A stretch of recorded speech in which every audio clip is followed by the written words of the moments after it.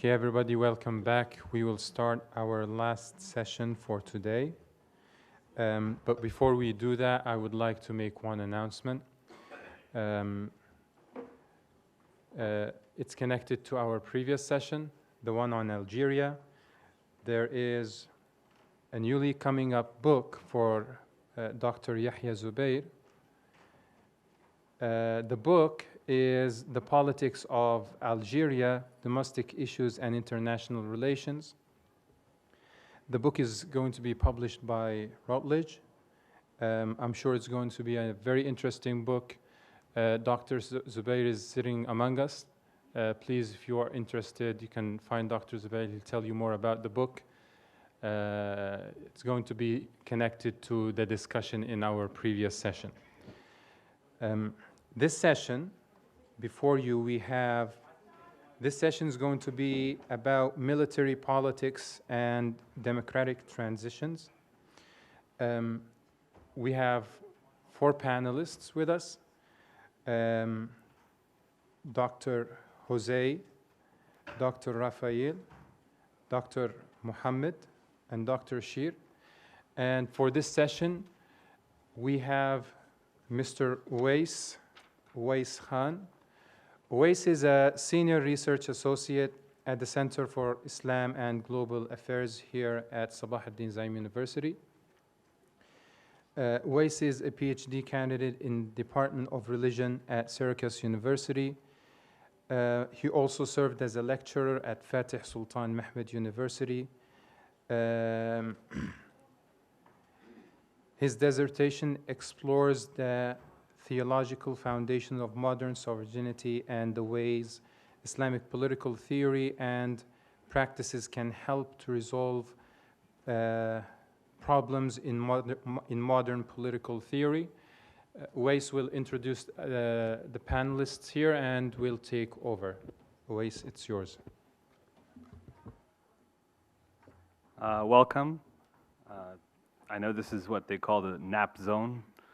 So I hope you will courageously battle your sleep for this panel.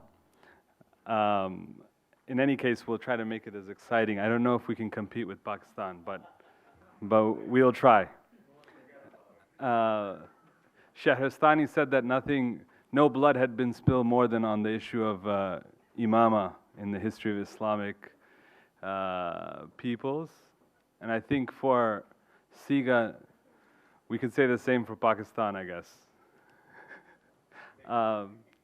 Anyways, we have here a distinguished group of scholars from, now we're exploring a little bit outside of the Muslim world as well. This panel brings together experts on Latin America, Spain and Portugal and Europe, and Indonesia, and Israel and Palestine.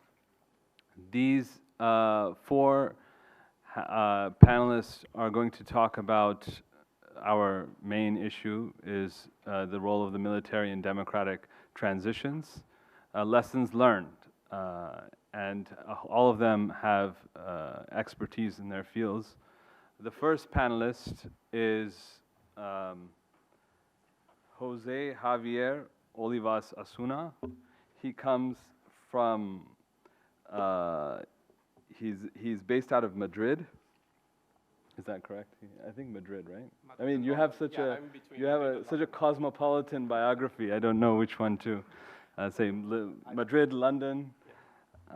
He leads an interdisciplinary comparative project at the National Distance Education University on populism and secessionism. He also is affiliated with the Conflict and Civil Society Research Unit at the London School of Economics, where he heads a research group on Euro crisis in the press. Jose Javier also holds a PhD from LSE, and he's authored a couple of books on our issue. The first one being The Iberian Military Politics, Controlling the Armed Forces During the Dictatorship and Democratization. The other one is Revolutionary versus Reactionary, which isn't a book. I think it's an article. It's an article that was released earlier this year in War and Society, and we're going to hear more about that article today. I will invite Professor Jose Javier Olivas Osuna to the podium. The floor is yours. Okay, first of all, thank you very much. It's not, doesn't sound. Is it working? No? Can you hear me? Oh. So thank you very much for being here this afternoon, and it's a great honor and pleasure to be invited and have the opportunity to speak about Spanish and Portuguese transition. It is a bit of a titanic task to cover these two transitions in just 18 minutes, but I'm going to try my best. So I'm going to be rushing through some of the slides. A little caveat, I'm not going to use very in-depth academic language. I'll try to make it simple as well, because I assume that many of you are not that familiar with this transition. So I try to be a bit more historical in a sense, okay? This is briefly the plan, what I'm trying to show, brief background of both cases. Then I will focus a little bit on the differences in the type of tools of control that they were using. And then I will try to give a sense, based from a little bit from historical institutionalism, what may have caused these divergent or discrepant trajectories of civil-military relations and the utilization of tools of control in each of the countries. And I will throw in the end a couple ideas that you may think may be useful or not for some of the cases that we've been studying these days here. So just to start, so if you know about Spain and Portugal, you may think, oh, well, these are very similar countries, neighboring countries, similar languages, they have tradition in Catholicism. These countries had, in the time of the transitions, they were not that developed economically either. Both had some levels of illiteracy at that time as well, not anymore. And they had both kind of a past colonial empire. That was important. But most importantly, the transition started after very long periods of dictatorships in both countries. And these were civilianized dictatorships. So we have Salazar, who was a professor from the university, who was appointed by the military to run finance first, and then they saw that he was quite proficient, and they allowed him to kind of rule the country for many years. Then you have Franco, who gained power through a war. So there was an uprising against the Republic in Spain. They won, and he emerged as a leader, and he became the dictator until 75, right? So this is kind of where we are in both countries at the beginning of the transition. So you would assume, like, well, similar countries, so many similarities. So probably the military play a similar role in both transitions, and that's not what happened.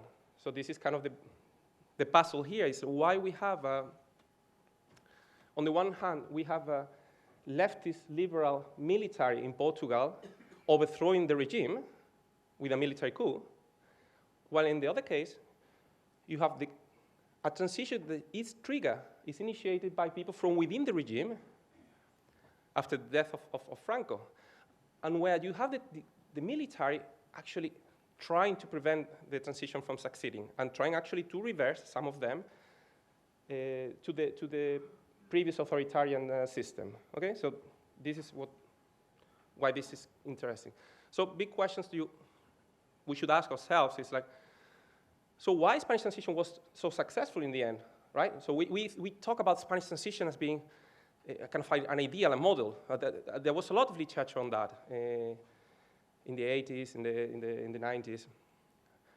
And why, on the other hand, why in Portugal transition was not as smooth as we could have expected? No? If the military also pushing for democratization, why it's not so easy then in the end? And then other question is, how did they manage to do so? So I'm not going to have time to cover everything. I'll try to give you some clues, some ideas here and there, what happened, and how they managed to consolidate transition to democracy, which is one of the issues here. So I'm not going to go through, this is a chronology that you don't need to know, but just to say that The process starts basically mid-70s, so right after the oil, the oil crisis. So you have the MFA, which is the military, the armed forces movement in Portugal. They do a coup against Caetano, who was the replacement of Salazar. Salazar had some problems, illnesses, and he was replaced by Caetano. And that was what is called the Carnation Revolution. You saw in the picture earlier this iconic image with the rifles with the carnations. And in Spain, 75 is when Franco died. So it's just a little bit later when we start. And then I'll just be briefly summarizing things that happened in these two countries until 86. And people will ask, why 86? Wasn't the transition over fast? It's like, well, because 86 arguably is the moment where we can, with little doubt, consider that Spain and Portugal had succeeded in consolidating democracy, okay? And I talk about that in a second. So let's move to Portugal first. What's so special about Portugal is the military were pushing and shaping transition to democracy. The MFA, they not only did the coup, but they institutionalized themselves. They created a whole set of institutions that mirror political institutions. So they have the MFA Assembly, they have the High Council, they have created a kind of a junta, a Council of National Salvation. Later, they created the Council of the Revolution, which was a military junta overseeing decisions, political decisions, also the military decisions, right? And this period, this transition, can be divided basically into two parts. First is the part of the provisional government, provisional because that was before the enacting the Constitution, and after we have the constitutional government period. So why so important the first part of it? It's like, because the first part was kind of an experiment of how transitions could be conducted. So these 2 years, we see a moment of great instability. The first thing is because MFA created all these institutions, these bodies, in parallel. So they created a process of militarization of politics, but also politicization of the military. And that's quite important to understand what happened later. The idea initially, how they justify the need to democratize the armed forces. So they fire some people, they put some people in prison, in particular conservative right-wing military, and then they created their own new institution. The problem is there was fragmentation. The moment they started having political hierarchy, which was a political hierarchy in parallel with a military hierarchy, where you had a low-rank officer with more power de facto than high generals, that's what created a lot of turbulences. So you have factions within the MFA, and you have factions outside the MFA within the military as well, okay? At the same time, one of the things they really wanted to do was decolonize. Because Portugal was struggling since 61, they started having colonial wars, and that was very draining for the government, and that was one of the main sources of discontent for the military. The first thing they did, they said, well, we're going to give away the colonies, the military. But that was a process they had to deal with, people coming back. And you also have in that period, you have what is called the revolutionary agenda. So some of these governments, that provisional government, they tried to push forward a revolutionary agenda, which involved like social mobilizations, seizure of land, collectivization of land, nationalization of companies. But this revolutionary agenda didn't play well from the beginning, and it was actually creating quite problems, not only at the level of business, but also other people. And within the military, the moderates, the MFA were more moderate, they started slowing it down. So you see all the turbulences. And also you have, in addition to that, coup d'etat. So you have first right-wing coup d'etat trying to reverse this revolution. Then you have a left-wing coup d'etat that happened after they slowed down the revolutionary agenda. So just to say that the November 75 coup was a crucial point, a critical point in the transition, because that failed left coup d'etat delegitimized the revolutionary agenda. And that allowed the moderates to take over control. And actually, that led also to the victory of the socialists in the elections next year that were more moderate, and that started to change the way the transition was conducted. But we still create in 76 a constitution, but in that constitution, still the goal was to create a socialist democracy, a socialist democratic state. So still they had the idea of revolution, but a gradual revolution from that point on, right? And they slowly start transferring power to the civilian leaders. After you have elections, before the military were appointing all the government. Now the elections were appointing the government.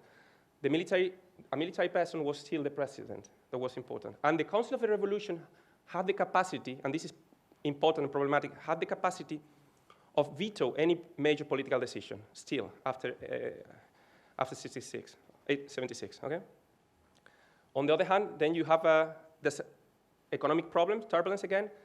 Center-right-wing government wins the elections, and with the support of the socialists, they decide to really transform the institutional setting with a constitutional reform that they launched in '82. And that actually abolished the Council of the Revolution, and that was really the moment where the military withdrew from politics. And that's a second key moment there. There were also some reforms, but I'm not going to go through that now. Just move quickly through Spanish transition. So what do we have in Spain? Franco had left an heir. An heir was the king, Juan Carlos, through agreements with monarchic military officers in the 50s, or 40s, sorry. So that was a decision made beforehand. And the king showed willing to transition the country into democracy. So there was a general view in society from Spanish elites that it was necessary to transition. So it was not something, an idea of a few people, a lot of people that were pushing that idea forward. Suarez was appointed prime minister in Spain, and he launched some reforms. What happened is the military were not happy. Mostly the military were very conservative in Spain, very homogeneous group of people. Some of them very radical, reactionary military as well. And they had they have some reasons to be a little bit angry with what was happening. They had to decolonize also Sahara, so that was a thing. But it was minor, but still for the pride, that was an issue. Legalization of the Communist Party. They didn't accept that. They didn't want that. They were kind of fooled into believe that this was not going to happen. It did happen. So it was not well, there's a story about that I'm not going to tell now, but there was also the legal self-dissolution of the regime. So the regime dissolved itself in the parliament. So that's something also unusual, and they didn't like that either. Some of them voted against. And then there was terrorist groups, extreme right-wing terrorists as well, but mainly left-wing terrorists, and they were mainly attacking military people and policemen. So that was a big problem. What happened in Spain, the government tried not to bother the military. They allowed them to say whatever they wanted, to express their discontent. And because the government did not react in a more decisive way, they kept on showing discontent in public. And they started making statements and writing in magazines about the government, we're going to chaos. And so they felt emboldened by the lack of action of the government. And then it's when we had then some conspiracies against the government, right?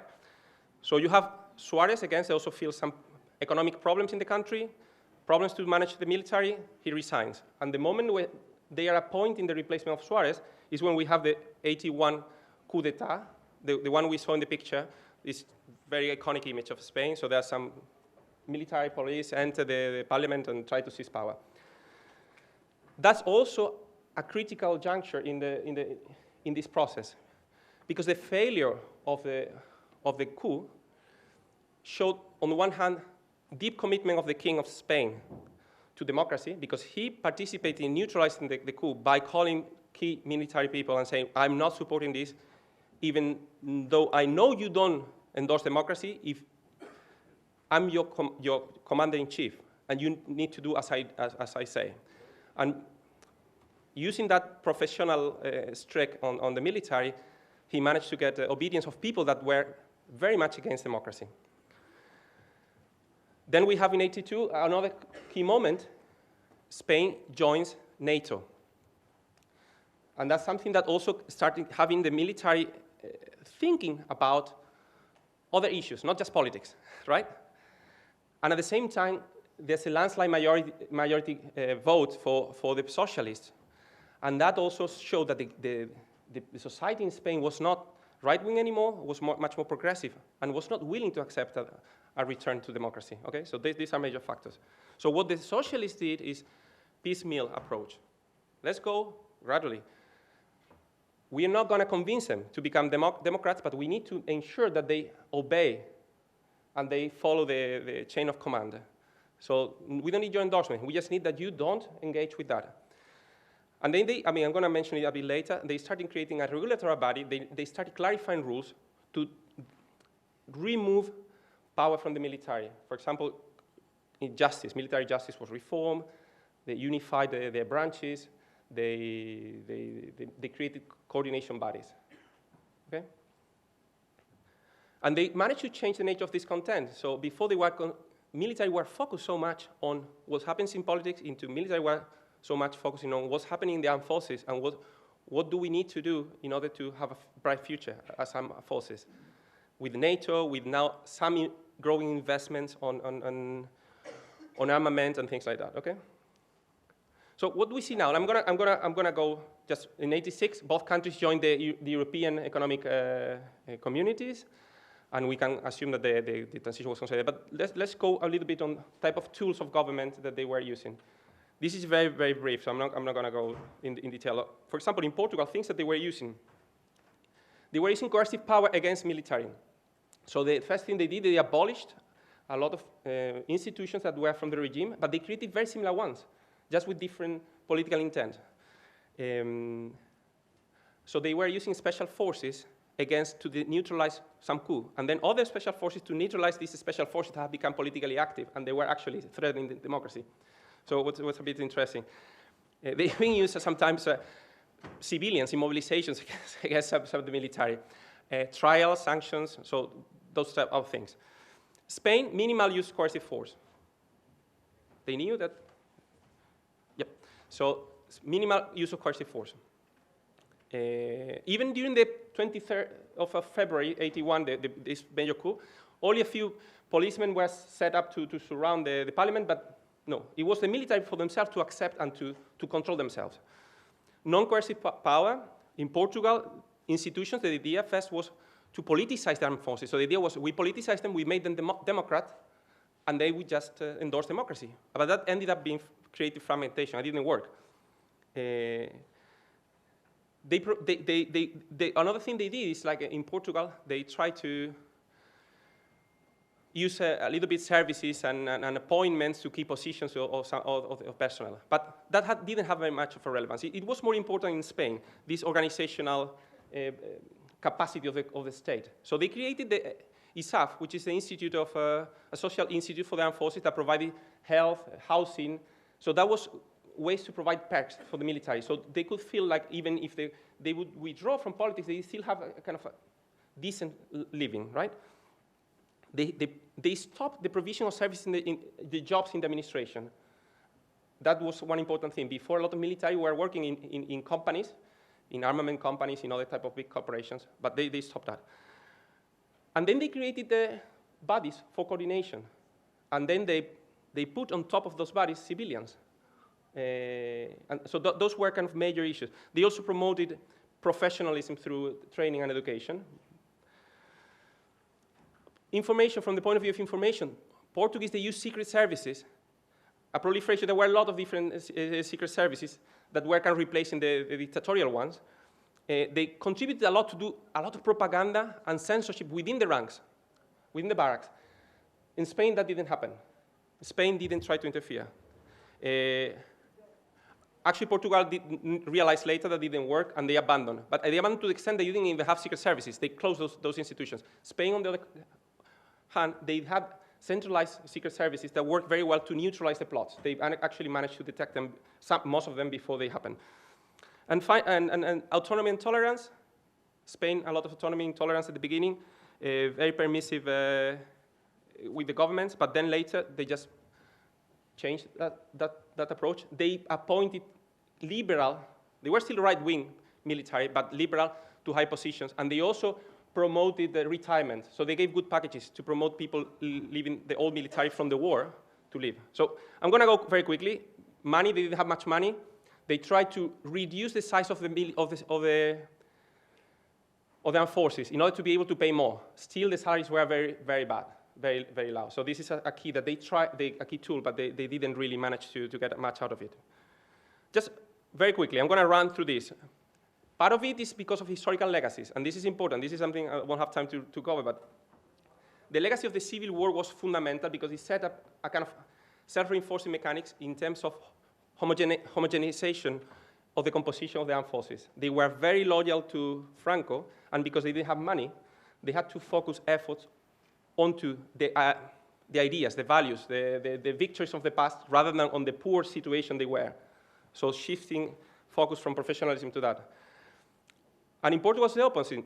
In Portugal, they had the colonial wars where they get in touch with insurgents, and they had to use counterinsurgency. Many of the military there developed caudigistic traits, and they were even endorsing some of the left-wing ideals. And also NATO helped them to do that. Well, very quickly, just some aviational factors, so I'm not going to go through that, but normative dimension is very important as well. It's about legitimacy. They were searching for legitimacy, and they tended to do what they thought it was right. International actors, in this case, didn't play much of a role beyond NATO, because the rest, the US had this idea, let's say, well, let's let Portuguese to collapse, and this is the vaccine against communism, you know? So that was one thing. And then you had, of course, institutional dynamics internally that explain why there was some slowdown things within one or the other armed forces, and the fact that the military lost agenda setting. But the idea, I mean, I'm going to run, this is an explanatory model, you don't need to look at this. Just the key message, this is the conclusions.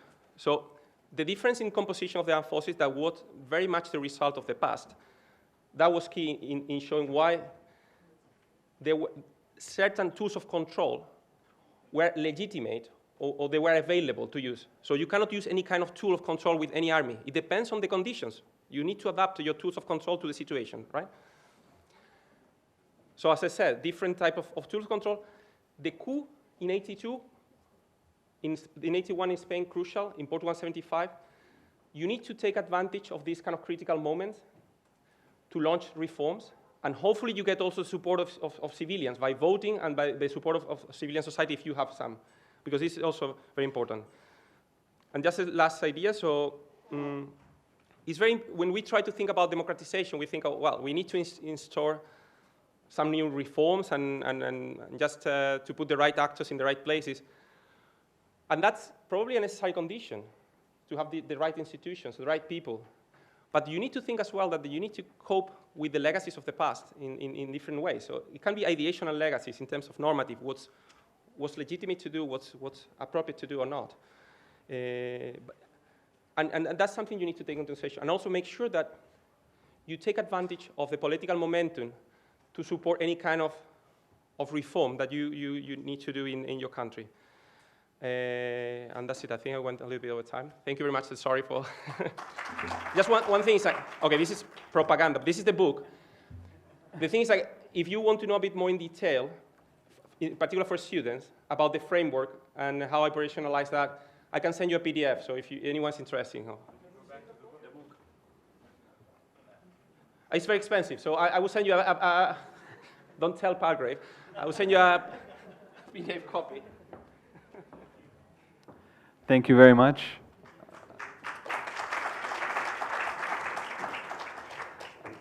Next, I'd like to invite Dr. Rafael Martinez, who is a doctor of law and professor of political science at the University of Barcelona, Spain. He's written a number of award-winning books on the subject of civil-military relations. Among them are Los Mandos de los Fuerzas Armados Españolas del Siglo XXI, Debating Civil-Military Relations in Latin America, Soldiers, Politicians, Civilians, Reforming Civil-Military Relations in Democratic Latin America. He is a very distinguished scholar with us today. I invite you to the podium. Thank you.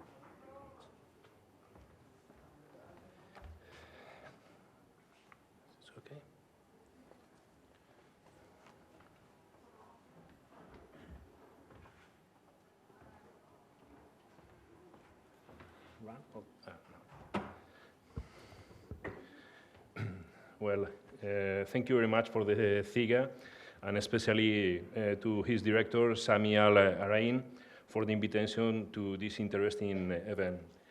The only reason that I am here with you today is for my book, with David Pionberlin. Moreover, if believe that if you had known that I speak English so poorly, you will not have invited me. Well, in this book, we formulate an important question. When can we affirm that certain armed forces, which have been the political power in an authoritarian regime, have transformed themselves in a nearly irreversible way into an administrative instrument at the service of a democratic state in its society? We seek to know when, why, and how militaries, abandoned power, become part of the public administration and attain, in Morlino terms, social legitimacy at the same time that they become rooted in the political system. How, why, and when the probability that military officials might again seek to establish a dictatorship becomes minuscule, and dictatorships should neither be expected nor feared. There is unanimity in the literature about the necessity for the armed forces to maintain themselves politically neutral as a requisite for the consolidation of entirety of the political system.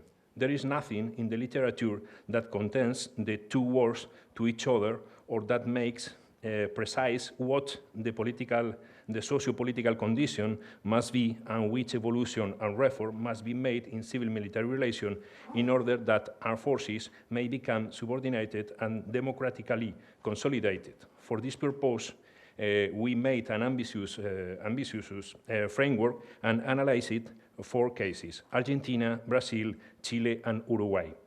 I will try to explain our framework, and after that, I will show it the result of these cases. I will not explain every case.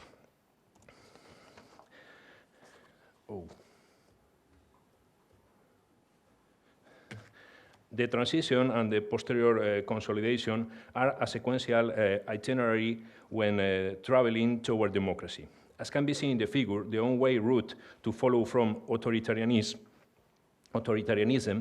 to democracy demands a whole set of changes of greater or lesser importance, which involve the crossing of 2 thresholds. But prior to overcoming the first of these, while still in non-democratic stage, certain significant changes must be made in the political system. Changes which do not immediately result in democracy, but they are the means by which a country enters into the period of transition. This period is one of openness or liberalization on the part of a regime that is not yet democratic, but which, if progress continues to be made in these reforms and the first threshold is overcome, will clearly orient the political system toward its conversion into a democratic one. Nonetheless, there remains a high risk of regression. A period of consolidation then appears in which the successive legislative, structural, and cultural changes, and all types of other changes, will function to gradually make the political system become more democratic until it becomes time to cross the second Rubicon, the threshold of consolidation, after which one can begin to speak of a democracy without any apparent danger of a return to authoritarian past. The phase of consolidated democracy thus begins the infinite journey of improvement and optimization of democracy. The studies of civil-military relations were begun with the conviction that the armed forces, even during democracy, constitute a constant danger for the political power and society. This danger, according to Duverger, was weakened by, in first step, the conscription, which insert the society in the military establishment and impeded the latter radical isolation, and second, via the fostering of a sentiment of obedience to the state among the soldiers themselves. Or at Dex holds, military institutions are inherently undemocratic because they are hierarchically organized. Civil-military relations amply much more than this civil supremacy, and of course, much more than the absence of coup d'etat. In this sense, I agree with David Cohen and Orel Krassan when criticized the idea that transition theory lacks a generally accepted analytical concept of dimension, areas, and context of civilian control of military, and large segments of the literature seem to equate civilian control with the presence of a civilian supreme commander and the absence of overt military intervention. This identification of the armed forces with risks seems to be reductionist. The literature has marked out 4 models of civil-military relation. Strategies of coexistence. First, where the military dominates the relationships. Second, where civilians are those who dominate. Third, where there is collaboration between both sides. And fourth, where competencies be divided up among the two. In so doing, we must answer the question of who has the power of decision in this relationship, or how it is distributed. From a systemic perspective, Dan Decker explained to us that the 2 dimensions of civil-military relations are the interaction of armed forces with their society, marking the areas of convergence or divergence and the tension between both, and the interaction of the armed forces with the government, where the control of coercive force is resolved along with the determination of missions and the levels of professional autonomy. Alfred Stepan analyzed how civil-military relations evolved in scenarios involving the end of authoritarianism and the beginning of democratic civil regimes, and proposed a path of redemocratization, a journey during which the military loses prerogatives at the same time that grows their contestation. For us, civil-military relations are also not just a matter of the relation between the military and the public powers. Rather, we hold that the effort should be made to deepen our knowledge of the interaction that should take place between the 3 vertices of the triangle that is formed by the armed forces, society, and the state. What the political representatives do with any administration is management. That is, they determine its structure, its functions, and its mechanism of transparency and provision of clear financial statement. We speak of organization, of strategies, planning, provision of personnel, economic support, efficacy, effectiveness. Even more, we speak about the military. We need to remember that they are citizens and civil servants. As a professional, the military officer is a specialist, offering up his skill to the service of his government and nation. His skills are honed within an institution that puts a premium on hierarchy, discipline, and obedience to command. Military is a citizen who, like all citizens, has rights, freedom, and duties. Thus, certain limits will be placed on the free reign of his liberties in deference to the unique tasks he must fulfill. In order to obtain the democratic transformation of the military and therefore of all the political system, we need to achieve one goal. The goal is to secure their complete departure from political power and the subsequent conversion into a military administrative unit. This will therefore be the route map to follow, but how will we know that has been achieved?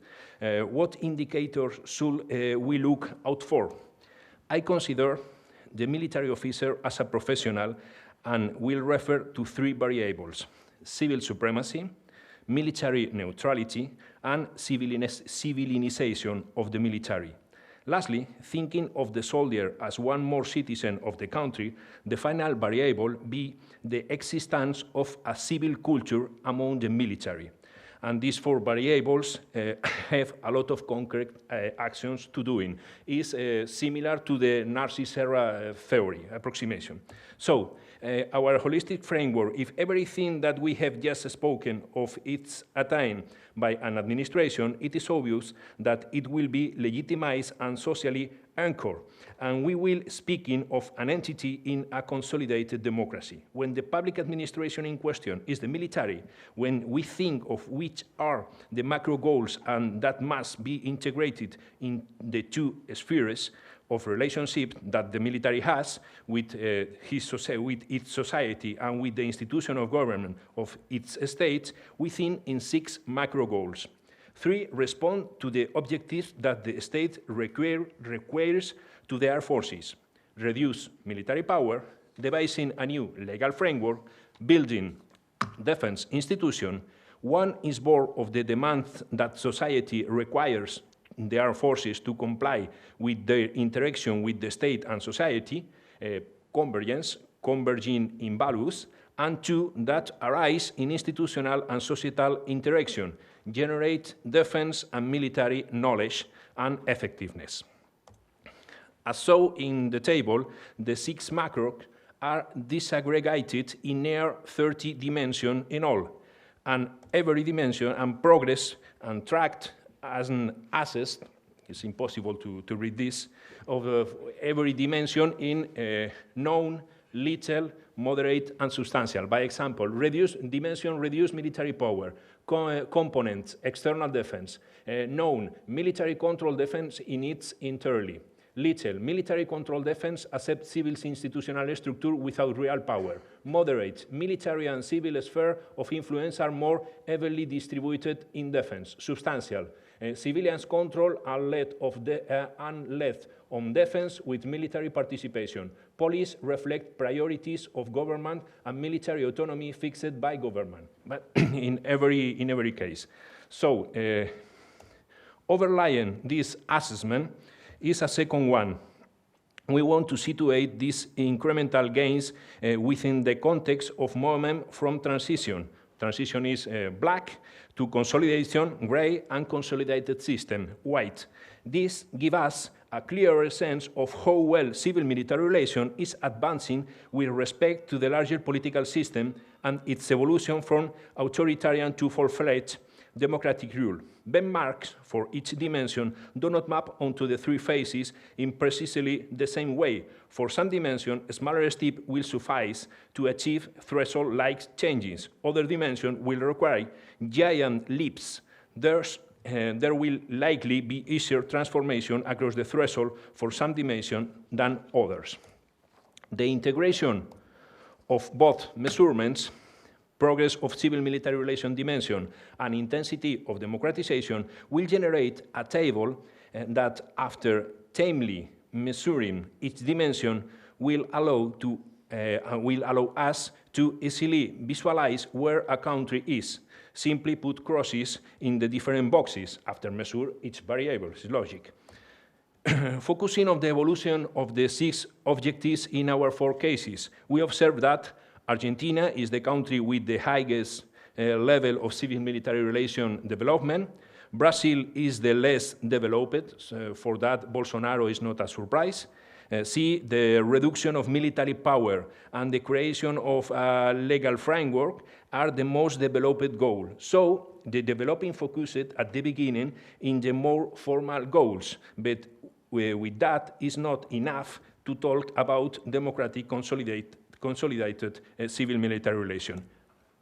In each macro goal, above 2 points, we can speak we are in consolidated democracy. If we focus on the intensity of its democratization, Argentina has 2/3 of its dimension in the phase of consolidated democracy, 67.8%. Brazil has 40% and Uruguay 30% of the dimension in the transition phase, that is without democratic development. Argentina wholly has such a dimension, one dimension. 90% of Chilean dimension are in the consolidation phase or a consolidated democracy. In Uruguay, the main concern of the military is to maintain their salaries and pension, and that of the government, forget the military. Well, this is the dimension by dimension, the result of Argentina. the result of Brazil, the result of Chile, and the result of Uruguay. Thank you very much. The Latino torture is over.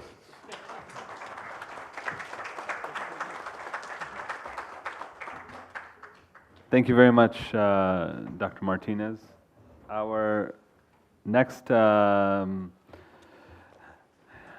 scholar is Dr. Muhammad Haripin. He is a researcher at the Center of Political Studies, Indonesian Institute of Science, and the author of Civil Military Relations in Indonesia. The politics of military operations other than war. He has research interests in civil military relations, military operations, non-traditional security, intelligence studies, foreign policy, and he got his graduate degree from Ritsumeikan University in Japan. Welcome, Dr. Harpin. The floor is yours. Yes.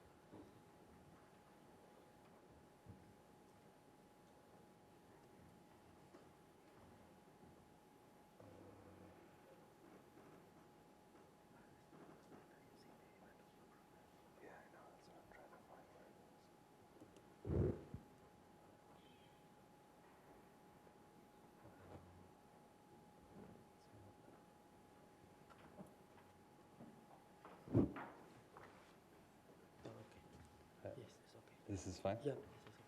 Yeah, thank you very much. Really sorry for some minor technical problems.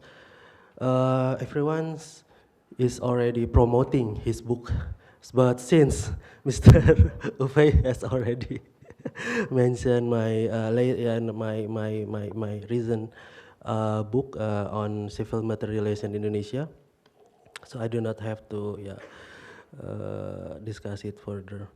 So first of all, I would like to thank Professor Sami Al-Aryan for having me here, and also all of his staffs in SIGA, who has tremendously very supportive and helping me to be here in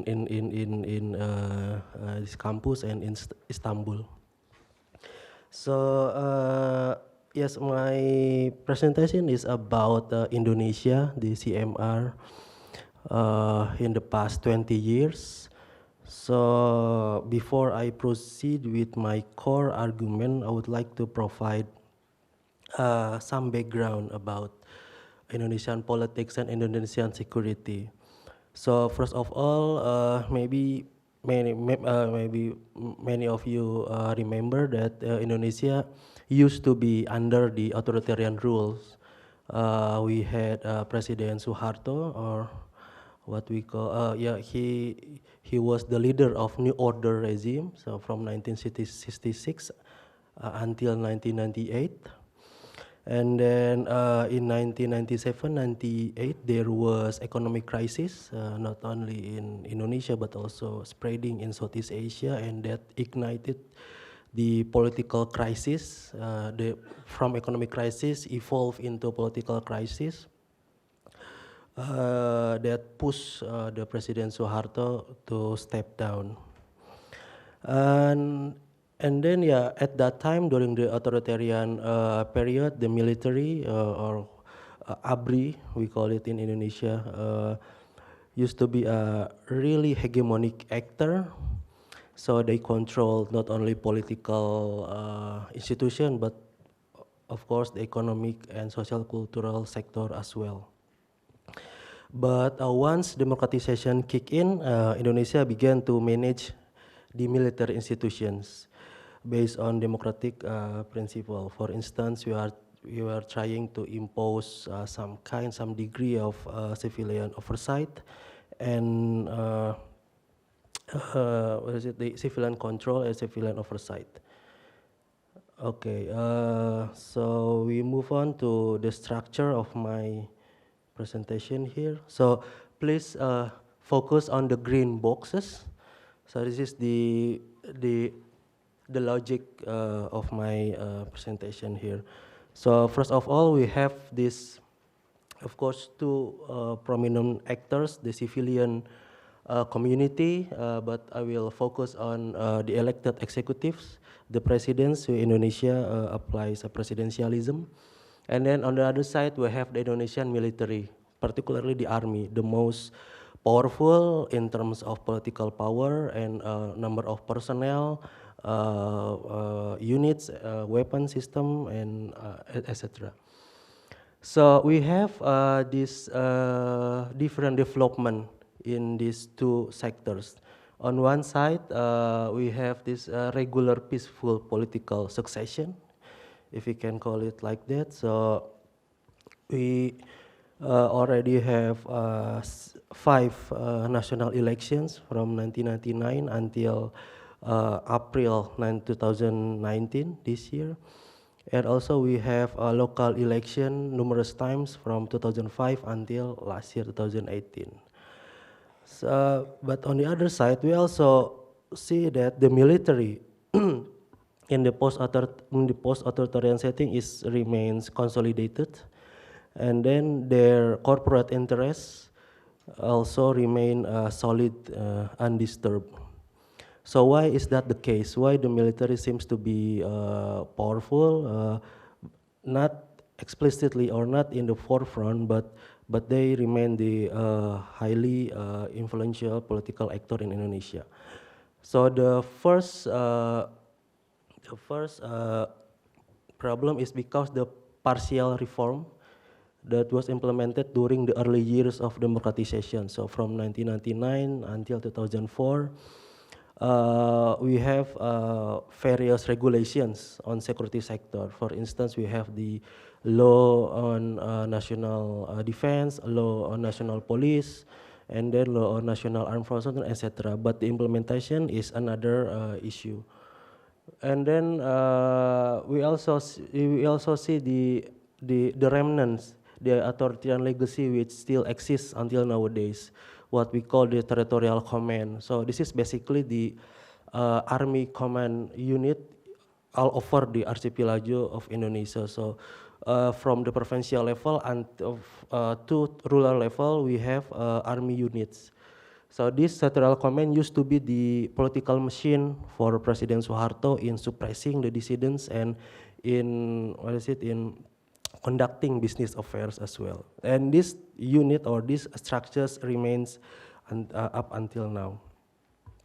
So basically, in the body of discipline of Indonesian politics, the problem of military has been circling around the the argument of military politics. So we are talking about army factionalism, the relationship of army unit or army generals with particular CSO, not CSO, but politicians, or the army relations with some militia groups or vigilante groups, religious-based groups, and etc.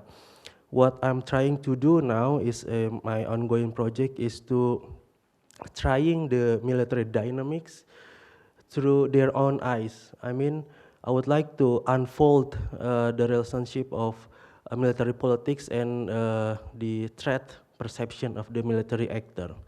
So I'm really taking inspiration from a study conducted by Michael Dash and US scholars. He writes about the external internal threats and the relation with the effectiveness and etc.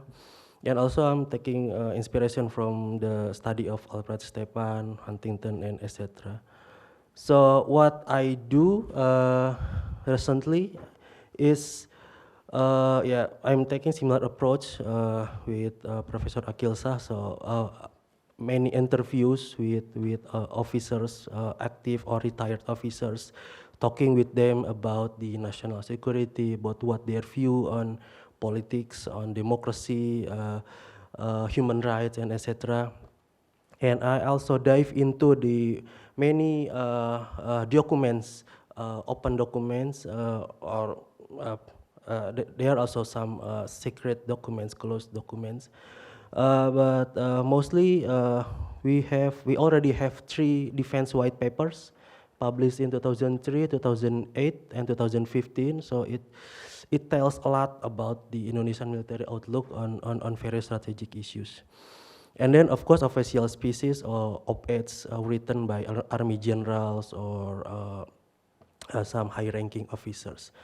Well, the result is, I mean, quite predictable. The result is, yeah, like military in other post-authoritarian countries, remains highly domestic.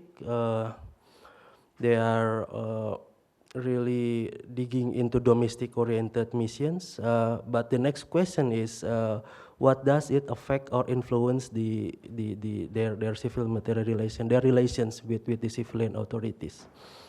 So based on that questions, this is my tentative finding. So I would be pleased to receive insight, criticism from many prominent scholars here. So, so this is the 5 different typologies, if I might call it, of this MR in Indonesia.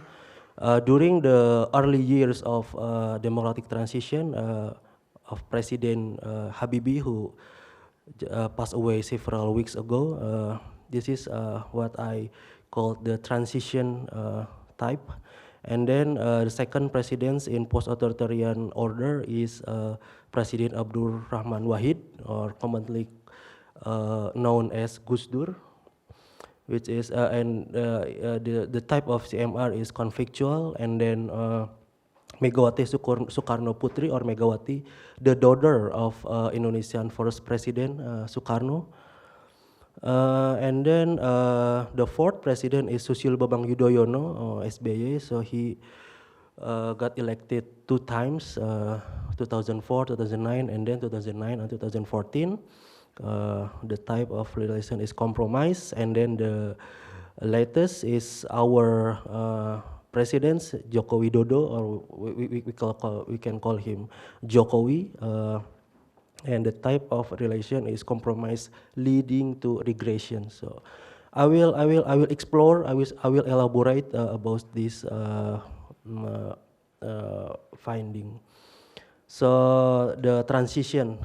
So the transition is happening during the President Habibie. At that time, Indonesia was in really chaotic situations. Social conflicts, interreligious conflicts erupted in several regions in Maluku, Aceh, Kalimantan, Borneo, and etc. East Timor, I forgot to mention also East Timor. And on East Timor, interestingly, President Habibie took a really interesting approach that he agreed to conduct a referendum in East Timor. And at that time, military was powerful in terms of political and strategic position.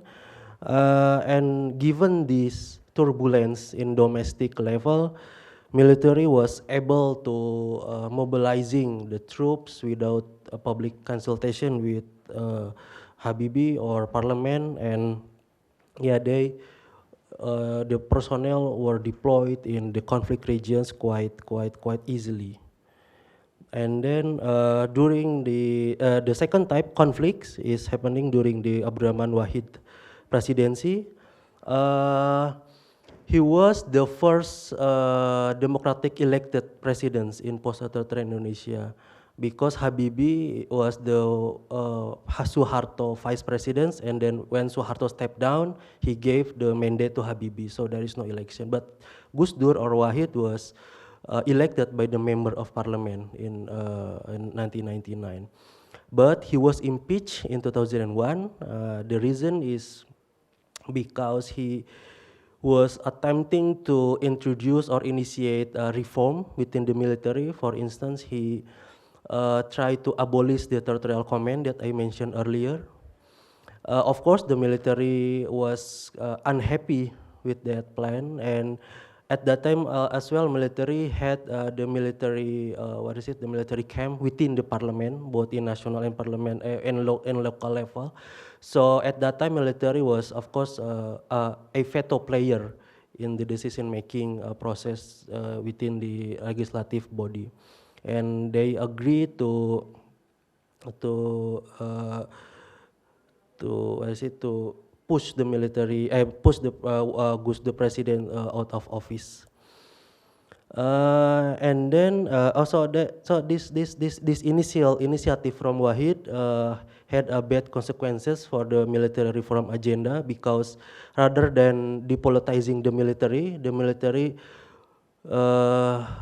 was becoming stronger and consolidated at that time, because they knew the civilian was trying to impose and was trying to reducing their privilege. And the third presidency, Megawati Soekarno Putri, what I call the negotiation type of CMR. During this time, we are witnessing, thank you. We are witnessing the rising escalation of vertical conflicts in Aceh, in Papua, and of course we cannot forget the first Bali bombing on October 12, 2002. So this series of turbulence or security disturbances has prompted the military to play a bigger role in domestic setting, and also strengthen their domestic threat perception. They think that Indonesia is a fragile country, consists of various ethnic groups, so therefore the military is here to protect the country from any threats internally or externally. And at that time, Megawati basically did little, not to say did nothing, but did little to initiate control or to impose limitation upon the military activities in political scene or in military operations. And then we are moving to the next type, which is compromise. It's happening during the Yudhoyono period for 10 years. So what we see during his period is that we have this what one observer called a peace dividend, because in 2005 is the end of Aceh conflict. We have a Helsinki Agreement. Maybe many of you still remember about that Helsinki Agreement, and there is no internal conflicts at that time, except in Papua. And during that time, SBY was introducing international norms, or he was trying to expose the military with international missions. So, for instance, during the SBY, Indonesia is becoming, or up until now has been among the top 10 UN peacekeeping troops contributing countries. And then Indonesia has been also active in humanitarian assistance and disaster relief agenda missions in security in Southeast Asia, and etc. But on the other side, we see this patronage politics come into play during Yudhoyono administrations. He appointed his allies in strategic positions. For instance, his brother-in-law was appointed as the army commander, and many of his subordinates become the commander in provincial or regional military unit. And in terms of threats, of course, there is no change, even though this international or the national mission and then exposure and etc. But the threat perceptions remains highly domestic. And then the last administration is the current President Joko Widodo. This is what I called compromise leading to regressions. So why I call it regression? Because during his first tenure, 2014 until 2019, we've seen the rising involvement or the rising deployment of active military officers in civilian positions. And then the administration also assigned military officers in various developmental projects. So for instance, the army is really highly involved in the infrastructure projects, so like building roads, building bridges, and etc. But on the other side also, we are witnessing the rising threats of terrorism, suicide bombings. For instance, last year we had these huge attacks in Surabaya, East Java, where one family attacked 3 churches in Surabaya. So this became the main feature of CMR during Jokowi period that lead me to conclude that the CMR in Indonesia nowadays is deteriorating. Okay, to conclude,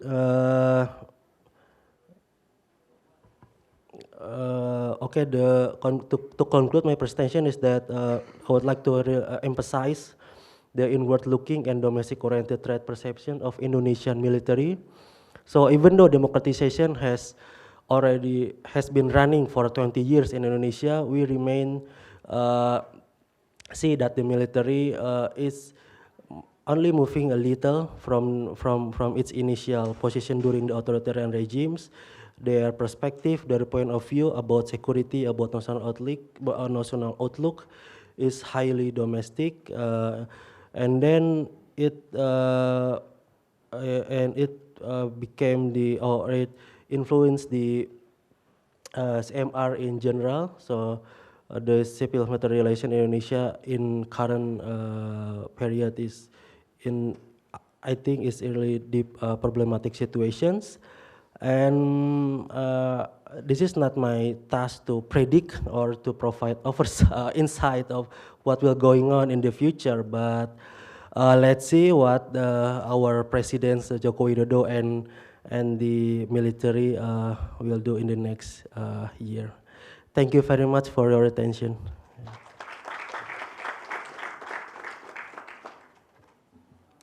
Thank you very much, Professor Harapin, for your insights on Indonesia.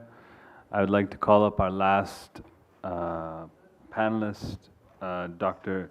Sheer Hever, who got his PhD from Free University of Berlin, and his dissertation was on the privatization of Israeli security. His research interests include privatization of security, global arms trade, Israeli arms trade, and the security sector. He will speak to us about the crumbling Israeli-Palestinian security coordination. Currently, he is a journalist for the Real News Network and an independent economic researcher. Welcome. The floor is yours. Thank you very much. Assalamu alaikum, and thank you very much for SIGA and for Dr. Sami for inviting me today. And I also want to thank the audience for your courage in sustaining and staying awake until the very last session of the day. So I will try not to take too much time and not let you fall asleep. The topic of security coordination between Israel and Palestine is not exactly connected to the overall topic of this meeting, and I would actually be very happy to talk about civil-military relationships within the Israeli political system. But I think maybe the issue of Israel-Palestine is relatively well known, and maybe in the issue of security coordination, I should say, there is more opportunity for me to say something new and that could increase some of the knowledge here. But let me say, I don't have a PowerPoint presentation for you. I only have this one picture. And I'm very proud of this picture because I had to look through thousands of pictures and also to explore myself, the West Bank, in order to find one image in which you can see the security coordination between Israelis and Palestinians. For those of you who don't know the uniforms very well, what we see here is a scene in a checkpoint where there is some kind of protest, and the Israeli soldier on the left is telling the Palestinian security person in the center who must be arrested. And then you can see the Palestinian jumping to arrest the person. So this is a very rare picture. I could not find another one. I could find some pictures where Israeli and Palestinian security forces were shooting at each other. But this is not really reflecting reality. We're talking about 25 years since the signing of the Oslo agreements and the establishment of the security coordination. If we look in this entire period of time, we can find maybe 2 or 3 months maximum in which there were conflicts between the Israeli and the Palestinian security forces. I'll talk a little bit about that.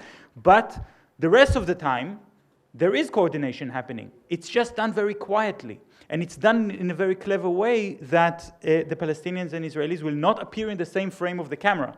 Every time the Israeli forces invade to make arrests, for example, in Area A of the West Bank, in Ramallah or so on, the Palestinian security forces will disappear like magic. And therefore, they cannot be found, there is no confrontation, and we cannot take a picture.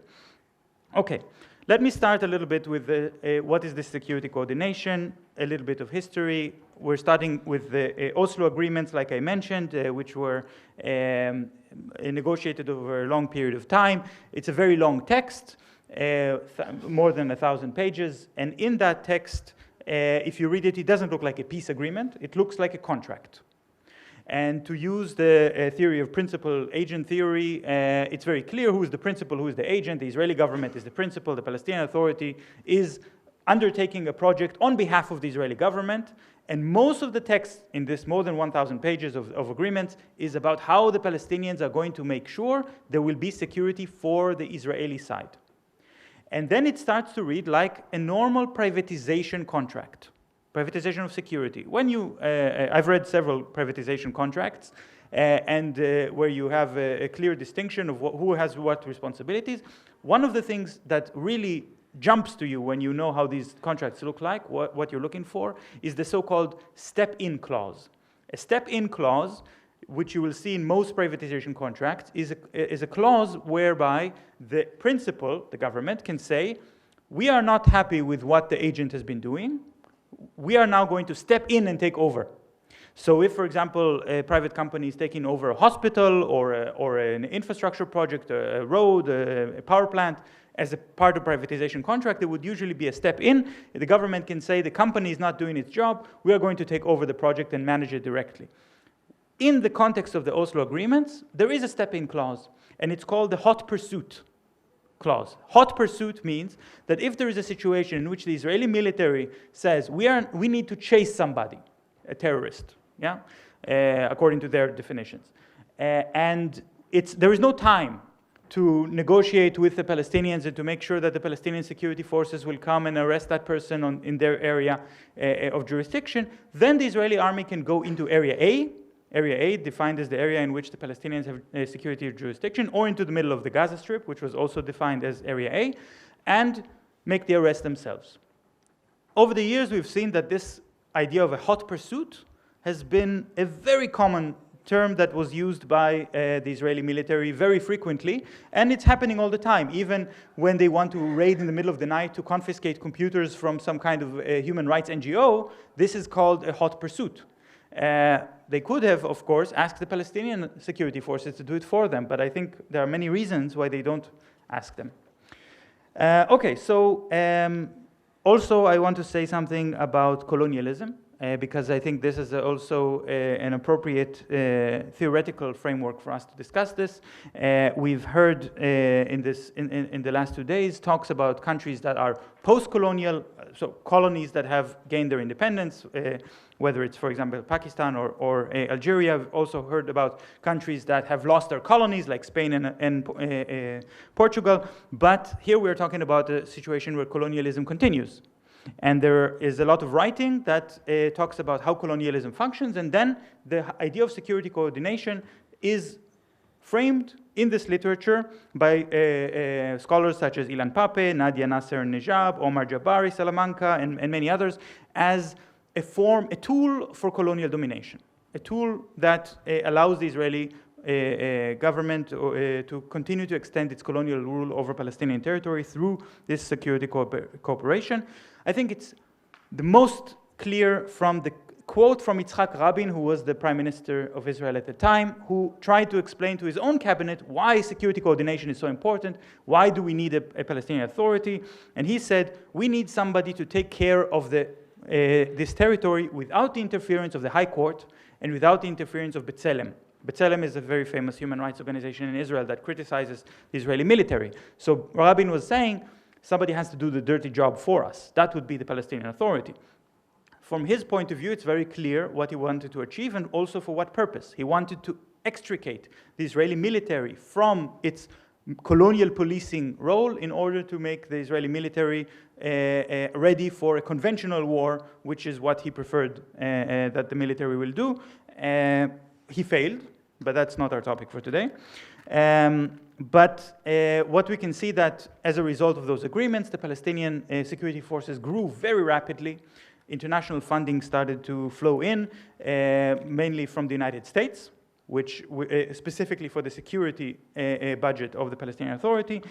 The forces grew very rapidly until 2006, where we have the split between the Gaza Strip and the West Bank, and then we can see a decline. The Palestinian forces in the West Bank are not as big as they used to be, not as legitimate as they used to be, and the Hamas party in Gaza now has a different security apparatus which doesn't conduct security coordination with the Israeli forces.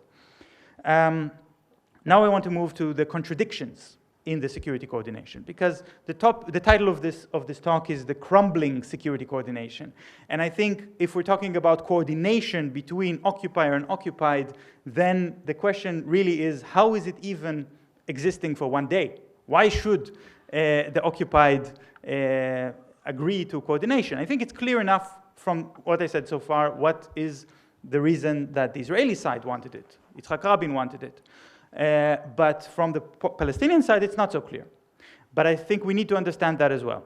And I think here I want to go back to the colonialism framework, because there's more than one kind of colonialism. And the theory of colonialism talks about two major types of colonialism: classical colonialism, for example, British colonialism in India and Pakistan, and settler colonialism, like, for example, the colonialism in Algeria. It's not exactly the same type.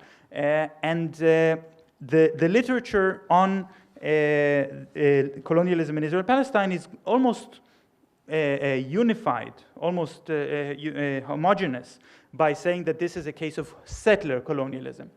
So what is the big difference? The big difference is that in a context of settler colonialism, there is no place for the native population. The native population is marginalized and is pushed out by many ways and not included in the labor force, for example. So here, since we have the honor of having Ambassador Ibrahim Rasool with us, I wanted to mention that your colleague, Ronnie Casriels, wrote a chapter in Ilan Pape's book specifically about what is the difference between the colonialism in the apartheid South Africa context and the colonialism in the apartheid Israel-Palestine context. And he says, well, the big difference is that in South Africa, the black population had a role within the system as an exploited labor force, which actually served as a contradiction into the settler colonialism framework, and also contributed to the fall of settler colonialism in South Africa. Well, in Israel-Palestine, the workforce, the Palestinian workforce, is very marginalized. It's not as included as in the case of South Africa. However, security coordination does create a role for Palestinians within the Israeli colonial structure. And so it actually does create an internal contradiction within the Israeli colonial system. I think Yasser Arafat, Chairman Yasser Arafat of the PLO, when he negotiated the Oslo agreements, he understood that very well. He understood that Rabin wants him to be his subcontractor for security, but by accepting this job, he's making a crack in the Israeli colonial system, and he's creating a place for Palestinians to start to play a role within the security structure imposed in the whole territory, and that will eventually make the Israeli colonial structure start to crumble. And I think in that sense, he was correct. Although from the very beginning, this security coordination was under attack, both by inside Palestinian society and inside Israeli society. The unpopularity of the security coordination in the Palestinian society cannot be overstated. There is so much written about that, and I will not bore you with too many examples. This kind of critique comes from the left and from the right. Of course, the Hamas party is saying the security coordination is almost turning the Palestinian Authority into traitors. The PLO itself, of which President Mahmoud Abbas is the chairman, has made a binding decision to end security coordination with Israel, which Mahmoud Abbas chose to ignore. And also, of course, from the left, the political parties are saying that the Oslo agreements themselves have become tainted by the security coordination, and that only proves that they should be rejected and renegotiated, and liberation has to go through a different strategy. So we have all this criticism. The answer of Mahmoud Abbas to all this criticism was that the security coordination is sacred. He used this word sacred, and because we are all now in the framework of a conference that deals also with theology in Islam, I think it's interesting that he used a word taken from the vocabulary of theology. Don't forget that point. From the Israeli side, I think it's also interesting to look at the debate about the security coordination. From the beginning, the biggest resistance to security coordination from the Israeli side came from the colonists, or how they are sometimes called the settlers. Yes, these people who promote the continued colonization of the West Bank and the Gaza Strip. This was already still in the days where there were also Israeli colonies, illegal Israeli colonies within the Gaza Strip, and there were demonstrations against the Oslo agreements all over Israel, and these demonstrations were very vibrant and active, and they culminated in the assassination of Rabin. So they were quite a movement to be contended with. And the most common slogan that was shouted by the protesters was, "Do not give them no guns." Now, I imagine most of you are not really interested in Hebrew literature, but you would not necessarily know that "Don't give them no guns" is actually a quote from a title of a very famous poem that was written by the most important national poet of the Zionist movement, I should say, Natan Alterman. And his poem, "Don't Give Them No Guns," is a poem against war. It's a poem for peace. And it's strange to hear the colonists using that as their slogan, and a lot of people in the left in Israel said, how can they use this anti-war poem in justifying the colonization? But I think it's very... first of all, Natan Alterman himself was not really a pro-peace person. He promoted the annexation of Palestinian territory. But this is... nevertheless, an idea that for these colonists, they really represented settler colonialism. They said by allowing Palestinians to arm themselves, the whole domination structure will collapse. And it's true, the Israeli government never gave guns to the Palestinian Authority. The guns were given, or not given, they were bought with money, and the money was given by donors from other countries, and the guns were bought from other countries rather than Israel. Nevertheless, that was the slogan that they were used. But in the more recent years, this opposition to the security coordination spread far beyond the colonists. It has spread into the ranks of the Israeli populist right.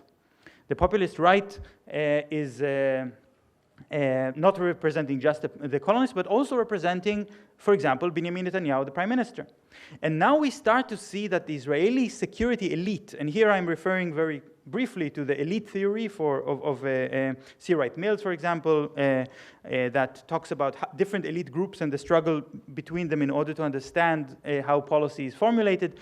So in Israel, you have the security elite of senior generals, commanders of the secret police, of the Mossad, and so on. They are the biggest proponents of the security coordination, and they also use a theological language to justify it. They also tend to call it sacred. But I don't think that the Palestinians who call the Palestinian security coordination sacred, like Mahmoud Abbas, is referring to Islam. And I don't think that the Israeli security experts who are referring to the security coordination as sacred are referring to Judaism. I think they're referring to the theology of security itself. They are both following the same religion, the religion of security. But both of these groups are becoming weaker and marginalized within their own societies. In 2018, we saw a Minister of Defense in Israel who was himself against security coordination. This was the first time that you have a Minister of Defense, Avigdor Lieberman, who says the Palestinian Authority are terrorists, we have to end the security coordination. But the generals wouldn't let him. I want to conclude just by saying that I think these internal contradictions that we see within the security coordination have become unsustainable.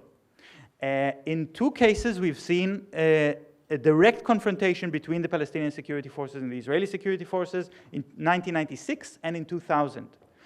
Those are the only two cases in which these forces came against each other, and in the end, trust and cooperation was restored slowly and after much effort, but I don't think a third time is possible.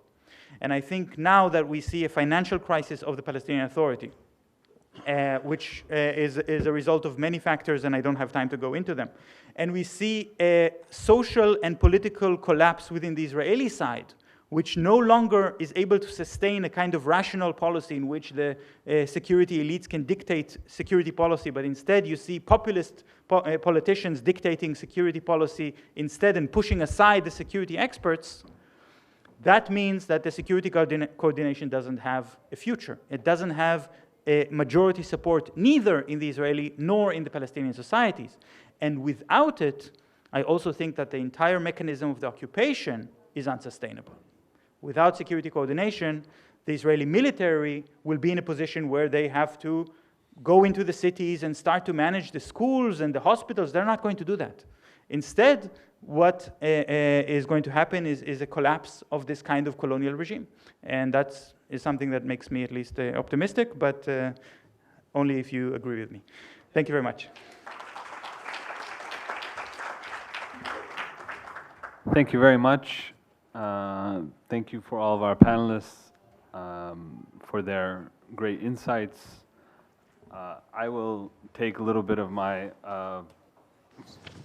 position as moderator to ask a couple of questions, and then I'll open it up to the floor. We have about 30 minutes.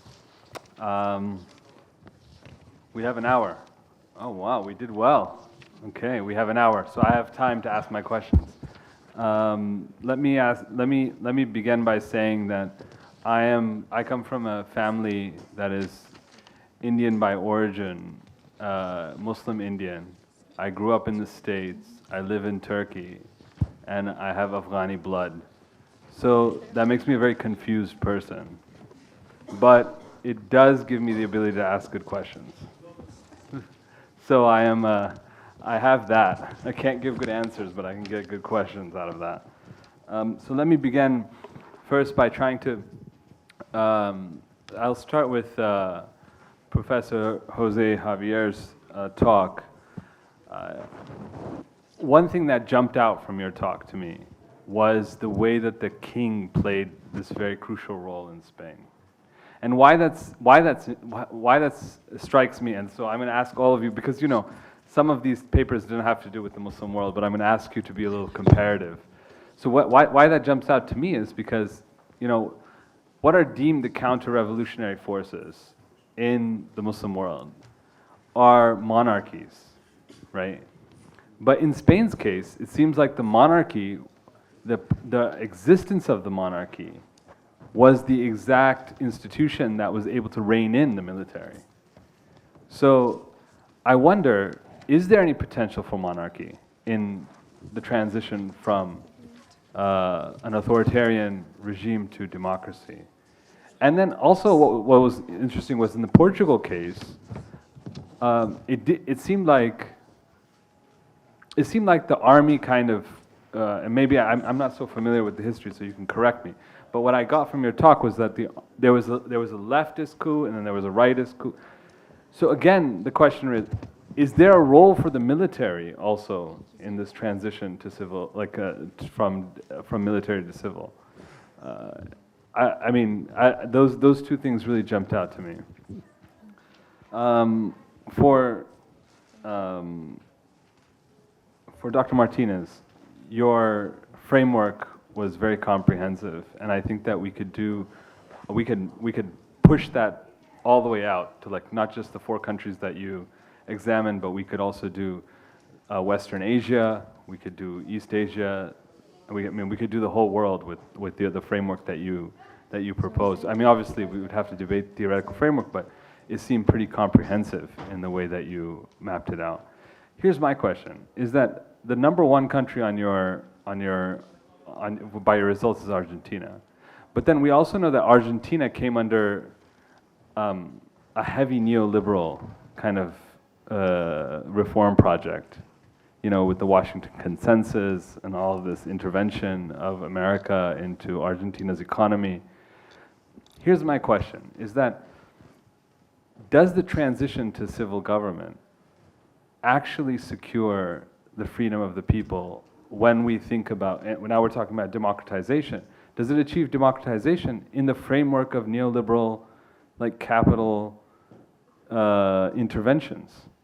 So even though we have we have an authoritarian military regime in Argentina, when we have a performing democratic civilian government, we have like neoliberal intervention in Argentina. So how do we think through those two dynamics? I've heard very little over the course of the conference about the military-industrial complex, and this is kind of for both you and Dr. Jose. Is that, you know, when we look at the Muslim world in particular, we see a very specific dynamic. Like we see these noble guardians who are supposed to protect this founding ideology of the state turn into basically pragmatic shopkeepers who, instead of watching the red lines, watch the bottom line, right? Of you know, the army turns into this whole like economic, commercial enterprise. And I heard very little about that in both of your talk. And I wonder, is that because that was not present in Portugal and Spain or in Latin America, or was that present? And if so, how do you get out of that? Because, you know, when you have a situation where the army are shopkeepers and you've got corrupt politicians, I mean, I really don't see where civilian control really helps out, you know. I know that we had some people in the Pakistan case who were advocating for civilian control, but it just seems like civilian elites are no better, especially given the neoliberal global context. I mean, civilian elites eat up wealth and of the people just as anybody else. I mean, obviously it might be less killing, but I don't know if killing people by poverty is any better, you know. Lastly, Dr. Harpin, I really enjoyed your paper, especially the way that you thought about examining the military's own subjective experience. So like, you know, a lot of the military we've heard across, they have this very paternalistic relationship to the people, right, and to the state itself. The state needs a guardian. We are the guardians of the state. We will look after the state. And that requires a kind of infantilization of the people, right? In order to, you know, you have to imagine them as babies, right? Like, they're fragile, like, you know, they don't know what's good for them. We have to take care of them. Here's my point, is that that kind of seems true. I mean, all of these states are pretty fragile. I mean, they're all post-colonial societies, and that's why, I mean, Javier's colonial, like, backdrop is very important. Like, Egypt is fragile, Turkey is fragile, like, Iraq is fragile. Like, everybody, all of these countries are fragile, especially given the fact that they have no control over their economy, they have no control over the media landscape, They have no control of the academic. I mean, if you look at all the measures of sovereign control over any of these societies, they have border problems, territorial problems. I mean, why isn't the military's case here something that we should believe in? I mean, it seems like a pretty plausible way of looking at the world. I mean, all of these societies are put together. They're kind of random. They seem like they need someone to take care of them. So the external ability of external actors to intervene, right, actually does make internal threats a problem. So how can we think through that? How can we basically respond back to this martial logic? And lastly, Professor Javier, thank you so much for your talk. And I found it very interesting how we've got the situation now in Israel-Palestine where, the subcontractor has problems with the contractor and he doesn't know whether to keep going or to leave the job. What I want to ask you is how does this security cooperation between the Israeli, what would seem to be security establishment, and the Palestinian security establishment, how exactly do you imagine that civil society plays a role in this? Israeli and Palestinian organizations, how can they play a role in kind of getting rid of colonialism? Another question I had is, what if we looked at the situation in Israel-Palestine as indirect colonization?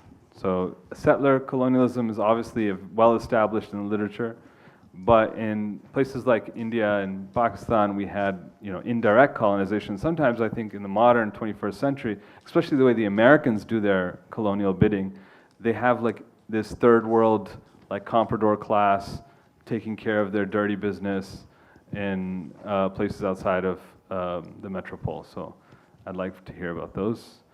I'll go ahead and I think we can wait for their responses because we have such a long time. Yes, so thank you very much for the difficult questions. Indeed, you know how to make difficult questions. So I think the first question about the king, this is very interesting because you can guess that the left in Spain was not in favor of the monarchy. Before Franco, there was a republic. So the left had forced the king out and started a republic. However, the case in Spain is very interesting from the point of view that it's not that the king was somehow legitimized by the monarchy, but the king, Juan Carlos, legitimized the monarchy. So it was his actions through transition which actually gave credibility to the institution. And people were not expecting this to happen because he was appointed by Franco. Why was his role so important? Because somehow he was a compromise. The military accepted reluctantly transition to democracy because the heir of the dictator was a monarch which was appointed by the dictator. So they didn't see a clean break with the regime. They saw a continuation. They sold them. That's why they got so angry the moment that there was a formal dissolution of the regime in the parliament. Because they said, well, you promised us that we were just continuing with our system, just with the king rather than with the dictator. And that got them angry. So this moderating figure was key because he embraced the idea, or he was smart enough. I'm not going to judge whether he was at heart a pure Democrat, because he was raised in exile, but he's still a king. And and kings like to rule and don't like to listen to what people have to tell them to do. But he understood that the future of the monarchy required legitimizing the institution, which had been undermined by the action of the kings in the past as well. Do you see any future for kings in the Muslim world? Like, could they be separated from a certain security apparatus that is, like, for instance, that could the people, for instance, use the figure of the king in the same way in order to further democratic I process? think, I mean, there's some figures even in ex-communist countries, in some places have been trying to revive the figure of the monarchy as a symbol, non-confrontational. I think it's possible, but the king or the royal family, or whoever this is going to play that role, needs to have very clear the idea that what they have to do, or if they want to stay in power, is they need to accept the rules of democracy, at least in the case of a society which is kind of ready in a sense, or where there's a majoritarian support for democracy. So they have a lot of incentives to do so, to endorse democracy, but that comes at a cost. So now, for example, in Spain, there's someone in the royal family who's in prison for corruption. So kings need to abide to the idea of saying, well, we are not going to be untouchable. We will be rich, probably, but not as rich as we were before. And we will have to cope with things we don't like. So we will have to rule, or to be representative of the country when it's ruled by left-wing, right-wing, regardless of we like it or not. And that requires an effort from the king himself. And then the second question about the role of the military. I think here you have the two cases in which the military lost agenda-setting power, and were kind of there, threatening democracy, but not really taking such an active role as an institution, while in the other one they were involved. I think it's really important. I mean, you cannot have a transition if you completely ignore the military, or you just try to do it without taking them into consideration. They may not endorse the values of the first government, or they may not fully endorse democratic value at first, but they're going to be there, and then you need to involve them, and then you need to somehow give them reassurance that their future as an institution is guaranteed. And you need to address their fears. And this is the important thing here. It's also putting yourself, it's like what he was doing. He's trying to analyze transition from the point of view of the military. So what are their fears? If we want to counter, we want them to be obedient, or we want them to endorse our values. First, we need to say, what's the first concern for them? And then we need to cater for that. We need to give them security. We need to give them services. They need to have proper housing, proper salaries. They need to have a pension. They need to feel that they have a role as an institution.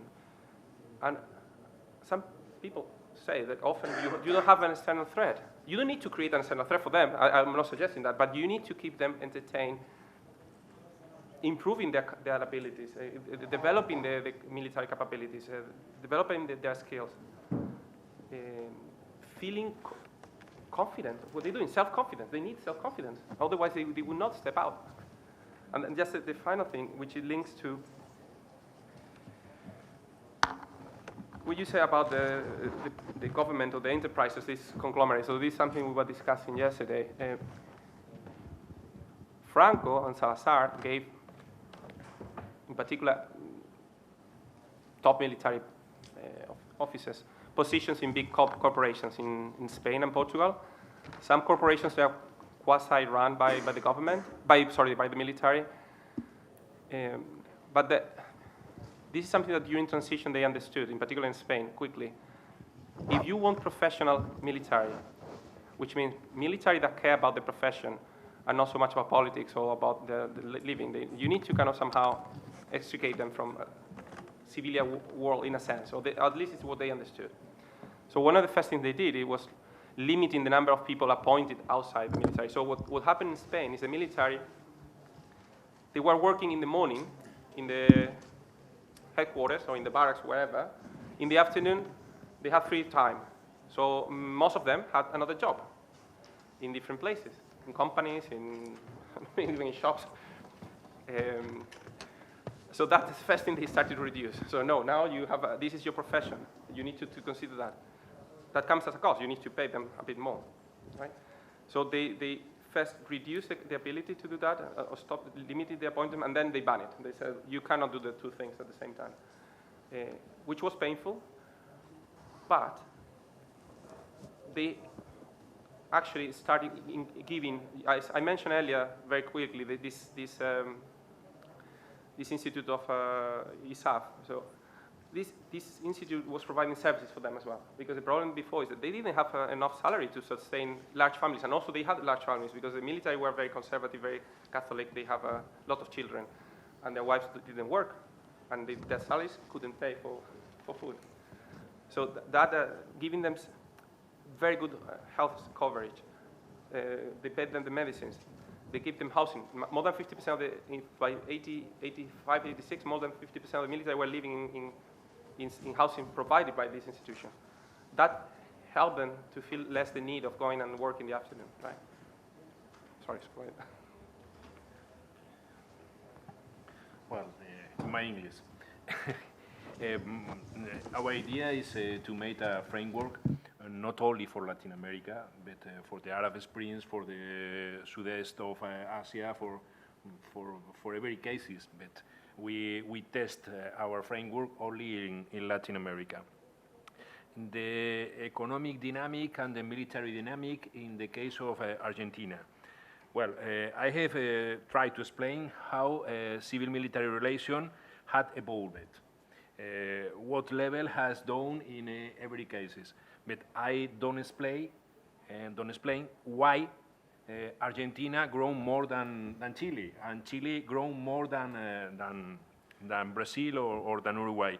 Well, this is the last chapter of our book, and we have found a high correlation with the authoritarian legacy, with the ideology of the government, with the center-left and the left grow more quickly, and with the civic culture, in Harmony Verba terms, civic culture, the democratic culture of the society. By example, Brazil is the less democratic society of our 4 cases. It's for that Brazil don't run, because the society don't push, and the government not push. If you know, with the an explanation for the economic situation, at the beginning of the 20th century, the immigrants should choose between New York or Buenos Aires. Perhaps who choose Buenos Aires has a great mistake. The second question, the economy, the importance of the situation of the military in the economic enterprise. The principal case of an army as economy actor is Peru. It's not in our study. In Peru, the militaries has the direction of hotels, casinos, spas, clothes magazines like Zara, blah, blah, blah. In our cases, the only relevant is Chile. In Chile, we have the taxes of copper, taxes of copper. The 10% of the benefits of the market of copper is a free budget for the military at the beginning of the transition. So the democratic parties think we need to change this, but the military don't accept the change. Well, you need gradual phases of changes. In 1995, Lagos reformed. He maintains the 10%, but he said to the military, you need to present a project. And the government say yes or not. Well, the last reform was a reform of Piñera, and Piñera broke the 10%. Piñera said to the military, you need to present a project. The limit to the budget is the 10% of the benefit of copper, but the government has not the obligation to spend the 10% of the benefit of copper in the military transformation. So we speak around 30 years of transition of time this change. If you try to make all the change in 4 years, the experience is Spain in the Second Republic. The minister Manuel Azaña made a big packet of reforms, and we finish in a civil war. Thank you. Okay. if I can rephrase your question, you are asking about the is it the fragility of the society is inherently, I mean, there, or is it Yeah, I guess manufactured? I'm asking if the military is dreaming this up or it's actually there. I mean, from where I can see, it seems like it's a pretty it's a reality. I mean, all of these societies are subject to intervention at any moment, whether it's directly from an outside threat or from an inside instability or Yeah. actors. Yeah. Yeah, I mean, if we are looking on Indonesian case, a country that has thousands of ethnic groups, thousands of local languages, and five major religions, but of the Islam is the majority. But yeah, of course, it seems logical that the country is fragile since its beginning. I mean, it will be difficult for anyone to unite or to try to secure the country from the west to the east side of Indonesia. But using historical perspective, I I can say that not only Indonesia, but if we take a look in general in regional level, for instance, Myanmar and Thailand, which also share similar features of society. They also have hundreds of ethnic groups and etc.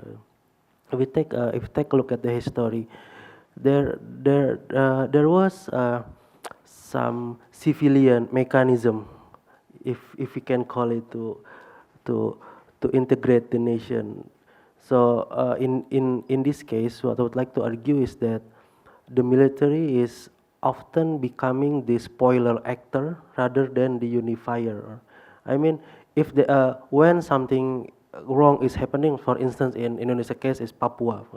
We can talk about the Papua. Papua is the easternmost province in Indonesia.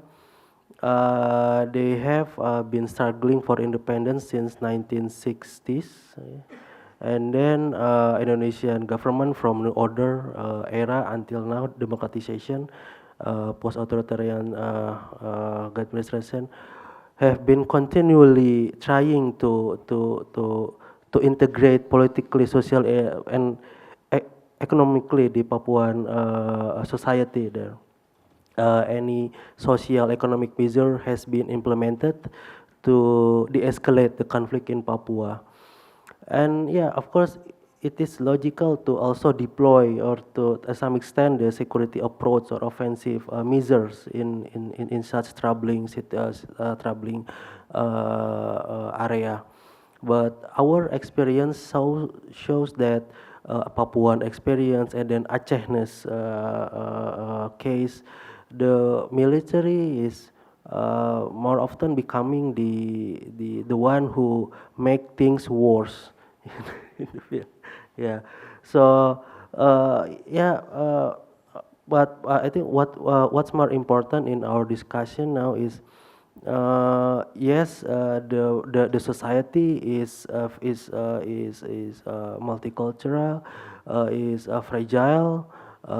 Identity politics come into play in Indonesia in recent years. We see rising discrimination against minority groups, and on the other side, the rising of populism. I mean, populist groups who use Islamic in really literal or extreme version.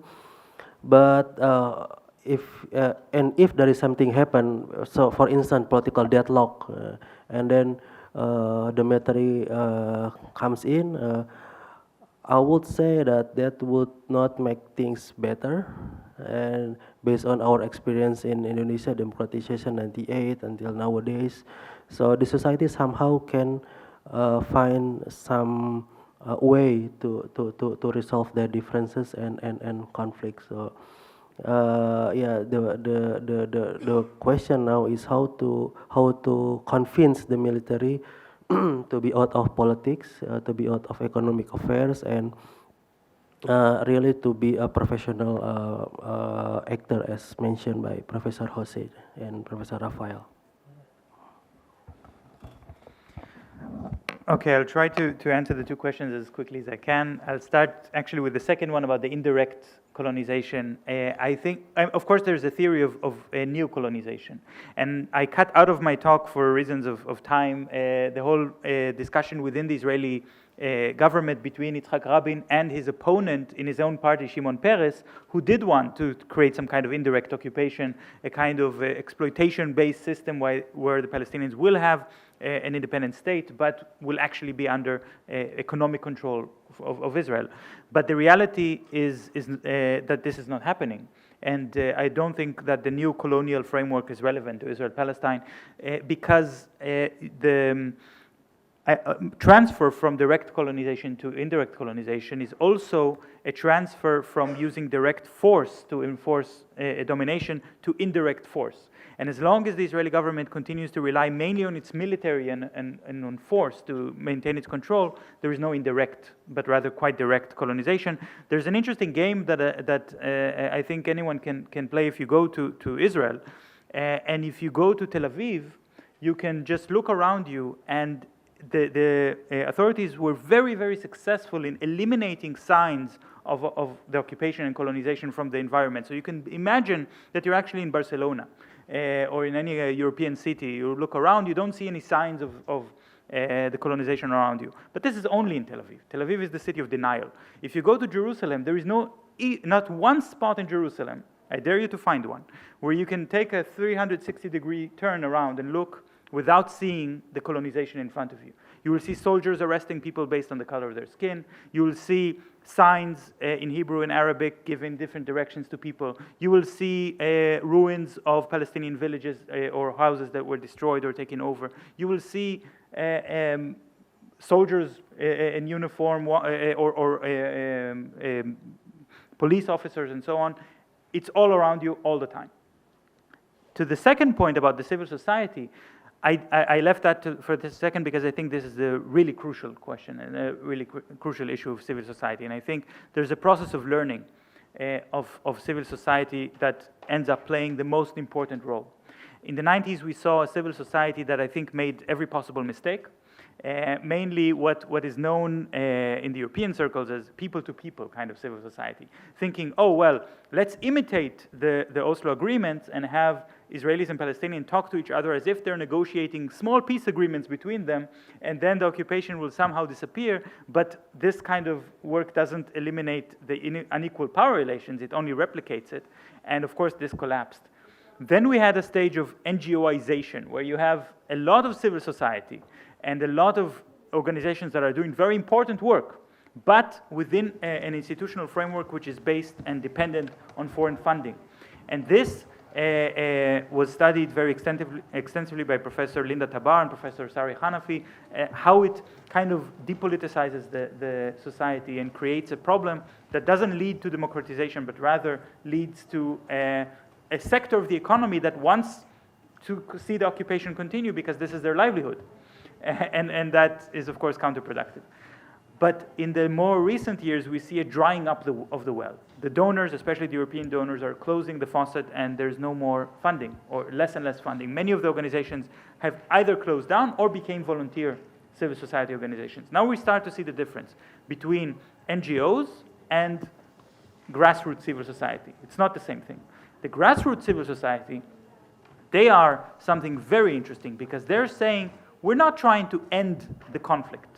We're not trying to stop the different groups from having disagreements and different objectives and goals, whether it's the Zionist movement that wants Jewish domination or Islamic movements or democratic movements.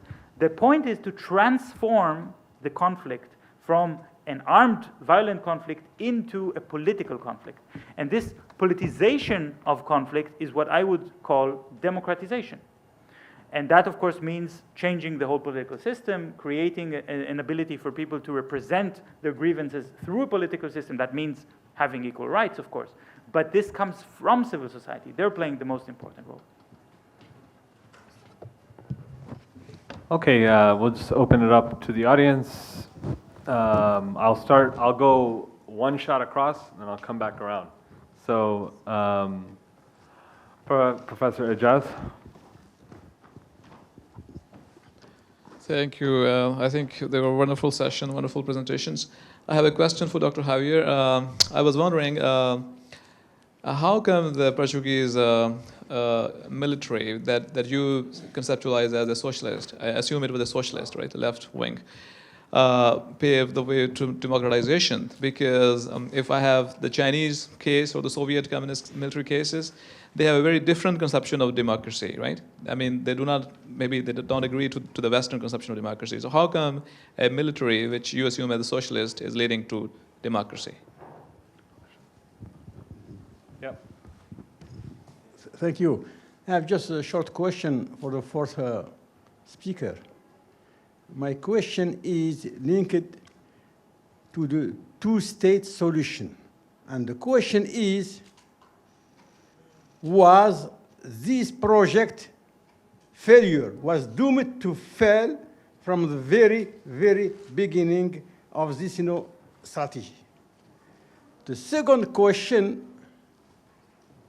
why the international community and Arab states have been strongly supporting these so-called two-state solutions? Thank you. Dr. Sami? Thank you. I have one question for our first three speakers. Maybe each one of them can address it in a particular way.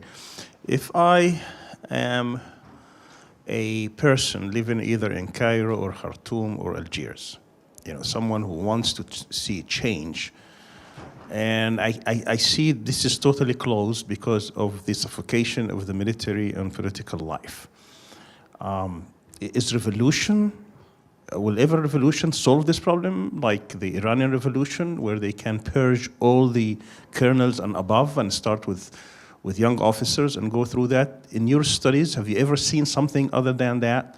Is that a possibility? And if that's not a possibility, when you talk about the gradualism, and what, I was listening very carefully to Dr. Jose when he's describing, officers struggling with living expenses and pensions and all that. But what we have here is a corrupt military officers who make millions upon millions. And basically what they do is that they enslave the soldiers, the conscripts. And, it's a different class, especially in a country like Egypt, where actually they monopolize economy, monopolize almost land acquisition. We listened yesterday to a whole list of things. So what do you mean by gradualism here? What do you actually mean by that? Or do you mean, some sort of a political transition within that? But if that political space is totally closed, I would like to hear more about what lessons we can learn from Portugal, Spain, Latin America, Indonesia, and things like that, that could be beneficial or useful to the people who are sitting in these Arab capitals. Are we comparing the same, or are we completely different political space? And the question for Shir, two questions. One is about, I would like to know more about the civil-military relations within the society of Israel, because it looks to me, when you have every single Israeli, maybe, yesterday you told me almost half of them don't serve. But this is basically a military-based society, or somehow every house is militarized, where this particular thing may not be repeated in other capitals, and the whole state has been highly militarized. So how is that affecting the whole structure? It looks to me that, I want to know who's calling the shots. Even a lot of the prime ministers have had military background. So I want to understand that part. The other part is the security coordination, not just with the Palestinian Authority. What about the United Arab Emirates, Saudi Arabia, these kind of Egypt? I've heard also that Israeli jets and Israeli helicopters have been helping the Egyptians in Sinai and others. Something that is not being talked about. I don't know if you have any insight into these things, and how is that going to change the strategic calculation across the Middle East as you see it? Thank you. Why don't we go ahead and start with that, then we'll come back around. Yeah, go ahead.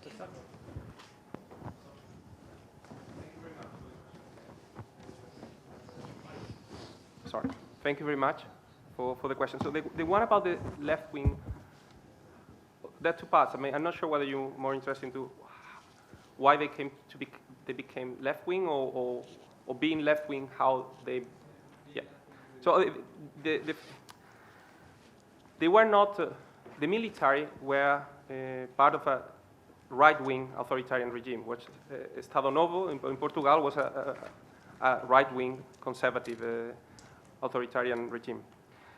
The thing is, like, what happened is there was great discontent within the armed forces, in particular when the colonial war started in '61, because they saw that the government had a very idealized vision of Portugal, and they thought they could retain control of the colonies, Angola, Mozambique, Guinea, East Timor, by sheer force. And the military, initially, they say, well, let's try, but they very quickly realized that they couldn't. The first thing was India, for example, took back the enclaves there very quickly. The military had to surrender it, even though the Portuguese government said, no, we need to keep it. This is Portugal, has always, they used to call Portugal from East Timor until Minho. Minho is a river between Portugal and Spain.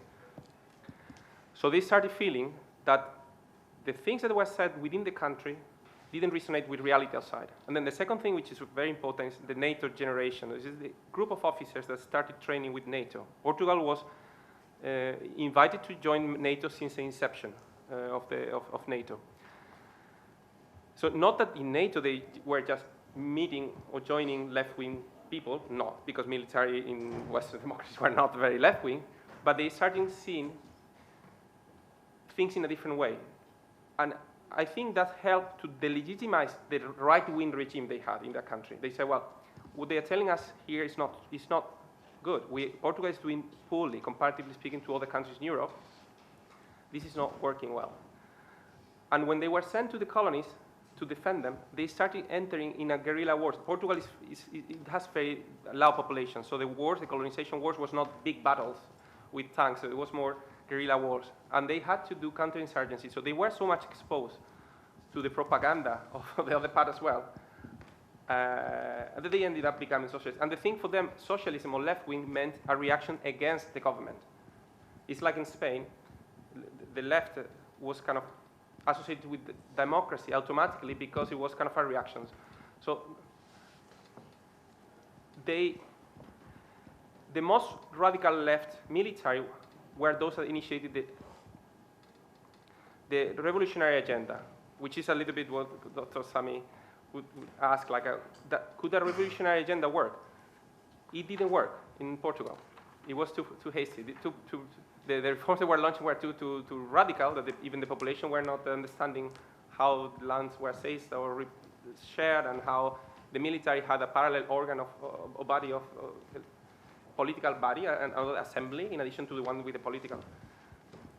So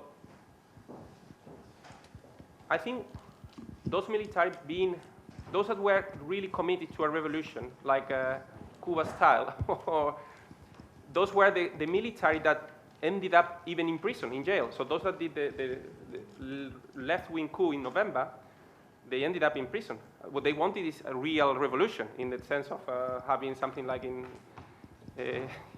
other countries. Like, that didn't work. The moderate, were left socialists, social democrats. Those, they did accept that raises the question of fractionism within the military. Yeah. I mean, is it possible for civil society to play on that fractionalism? Or do we always have to look at the military as a monolith? Actually, that's very important as well. There was a process of co-option from the political elites. So if you see the military, they were divided in three factions. The MFA were divided in three factions. So you have the moderates that were with very close ties with the Socialist Party in Portugal. The radicals with Vasco Gonçalves, this was associated to the Communist Party.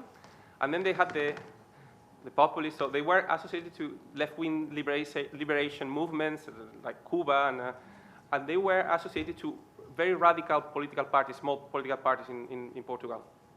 So, and actually the military, I think by engaging or being engaged by the political elite, the moment that they kind of break the chain of command and they start splitting into political factions, and they found support from the civil society because they had their own internal infight, and that's why they were also using mass mobilization. So the socialist MFA called the socialist members of parties in the north of Portugal to go and try to prevent, for example, some some coup against them. So this is a very interesting interplay between the two, and this is you need to understand.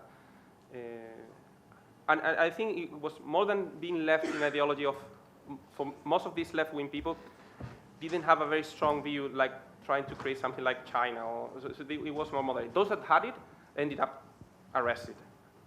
And just very short about gradualism. So, well, this is a super difficult question. So I'm not a consultant. So I'm not sure I can give a very good answer to that. But what we saw is like whenever the government tried to do something a little bit more radical in Spain, which was, for example, legalizing the Communist Party, which is not, I mean, it's normal in democracy, they were legalized, or doing this formal dissolution of the military reacted very badly. So they had to do it one by one and in particular moments. For example, when they legalized the Communist Party, they tried to time it so all the big generals were on a big meeting outside the city and outside, far from the barracks. They didn't want them to react and say, we go now and take so everything was planned in ways that were quite Machiavellian, but it managed to work as well. And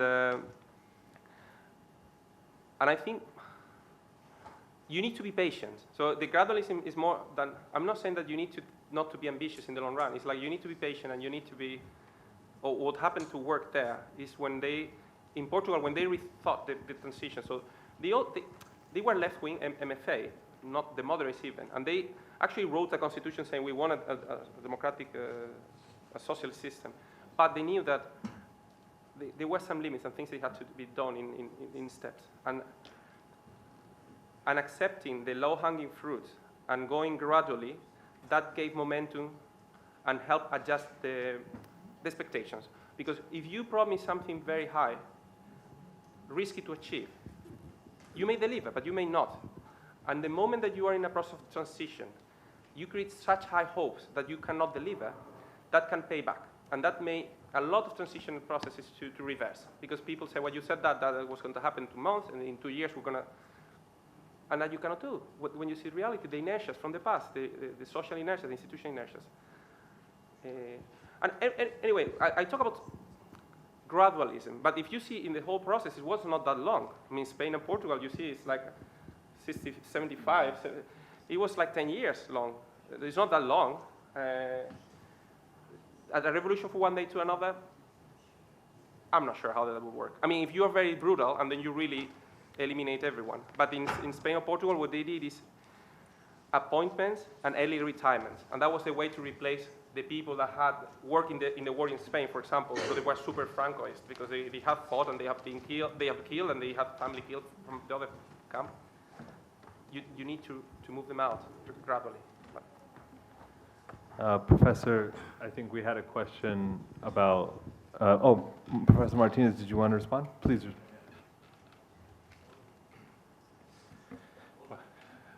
Well, I try to explain that in our framework, we speak of 3 thresholds: the start threshold, the transition threshold, and the consolidation threshold. The start threshold is the first, and you arrive or with a revolution or with reforms. With a revolution, we have not worked with any case, only reforms, and the reforms are the opening of the authoritarian system.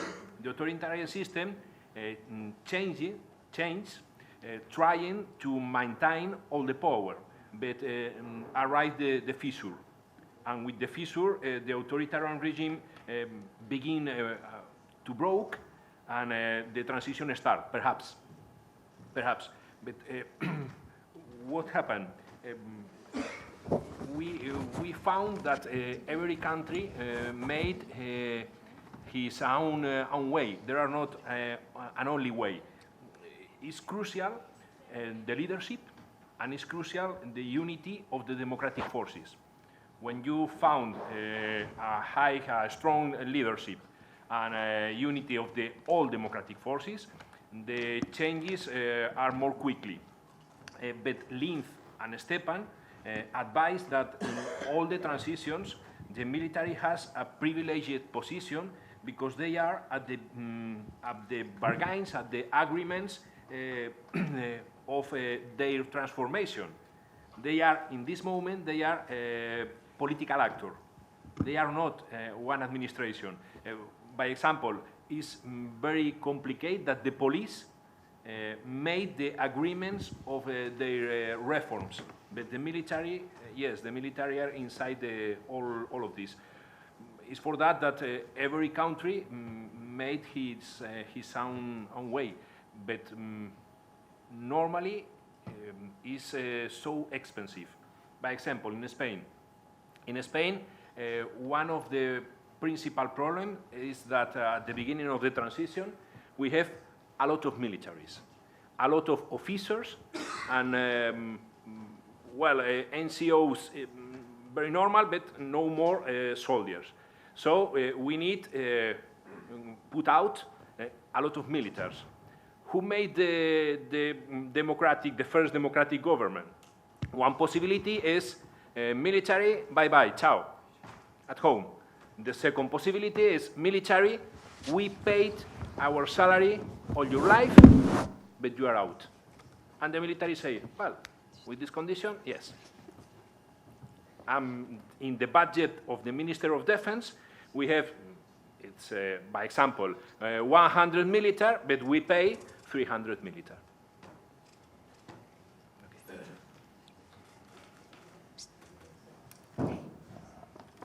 Yeah, thank you very much, Professor Sami. Yeah, well, actually, we are asking the similar questions in Southeast Asia. If you are in Bangkok or you are in Nay Pyi Taw, Myanmar, you will be asking the same questions: what they can do to limit the military. And my question, my answer for that is, at least we can. What the Indonesian experience can, what you can learn from the Indonesian experience is that it is important to impose or to arrange a reform legal framework during the initial years of transition. So in our case, the contribution of President Habibie was huge in that arrangement. Even though he wasn't supported by the ruling party at that time, but individually and he was getting help from his advisors. He implemented the some reform initiative. For instance, the separation of military and police. Because the military and police used to be within the one institution during the New Order regime, and then to some extent also he was trying to demilitarize the civilian institution. So at first he put the legal framework there, the institutional arrangement, and let the next administration implement that. But at least for civil society, we have the leverage that there are regulations that should be obeyed by the military establishment in order to accelerate the reform. That's the first step. And then the second step is, I think it's also important to acknowledge the role of President Wahid or Gus Dur. So I think also it is important to identify the champion of reform. Gus Dur was unique in a sense that he was former largest Muslim organization in Indonesia, Nahdlatul Ulama. since 80s and 90s, he was already an opponent and opposition figures against Suharto. So once he got elected in 1999, he got strong support from ulama, from the Islamic scholars, also from the media, from the academic community. And also during his presidency, he appointed civilian Minister of Defense, Mr. Mahfud MD. And what interesting is that he was inviting CSO activists, media, and academic community to arrange to formulate the law on state defense in 2002. And that a piece of regulation is important even until nowadays, because it stipulates or it outlines the extent of military mission or position in Indonesian society, normatively, ideally. But yeah, of course, the question is if President Wahid was so good, but then why he got impeached? Well, the problem is that at that time, even though the Indonesian CSO was vibrant, was noisy, but institutionally speaking and economically speaking, they had no enough resources to capitalize their position in order to support President Wahid at that time. So I guess those three lessons that Indonesia can provide to other countries. The first one is it is important to put the legal framework or institutional arrangement in the early or initial years of transition, and then we have to identify the champion of reform that can unite various conflicting parties, even though they are joining the opposition against authoritarian. Of course, many countries also show that once the authoritarian leader step down, this opposition or this the opposition party are fighting among themselves. So it is important to keep them intact after the post-authoritarian period. And the third one is, of course, the role of CSO is crucially is highly important to make sure that the civilian leadership who got elected didn't abuse his power, and on the other side also to support his reform agenda if ever had that kind of agenda to control the military establishment. Yeah, maybe like that. Thank you. Thank you. Before Javier, you get in, because we have 5 more minutes, I want to get one more round. If we have some more time, then we'll begin with your responses. Anybody else before we close the session? Okay, we've got like 3 more questions. Yep. Junaid?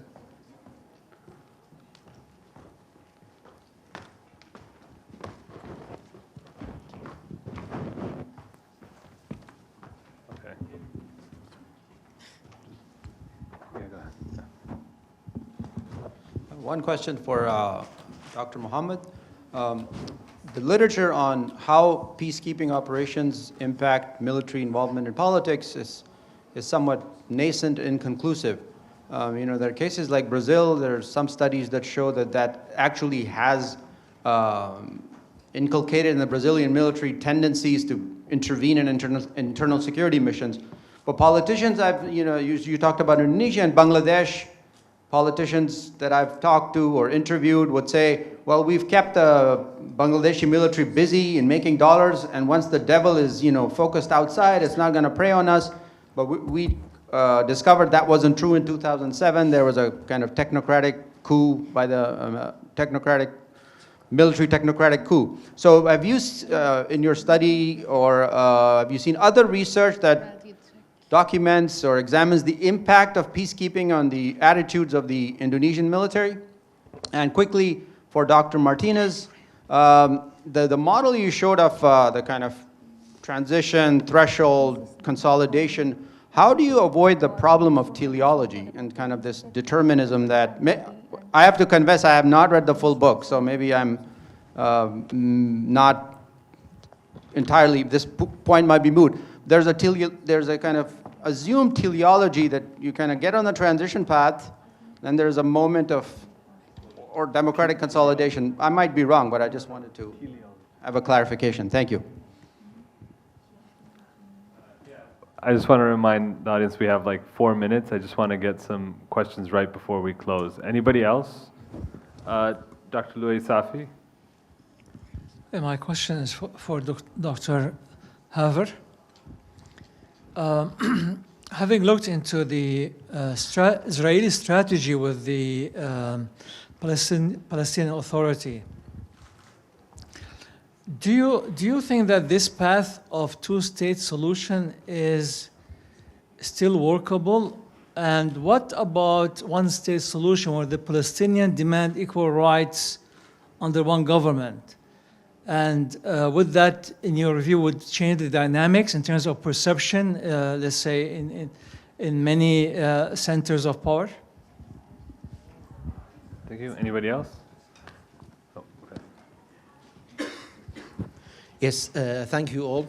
About the MFA, it's actually very comparable to what Nasser did in the Egyptian. So if Egyptian people want to compare it, they were the same. They did the same actions, and they both failed.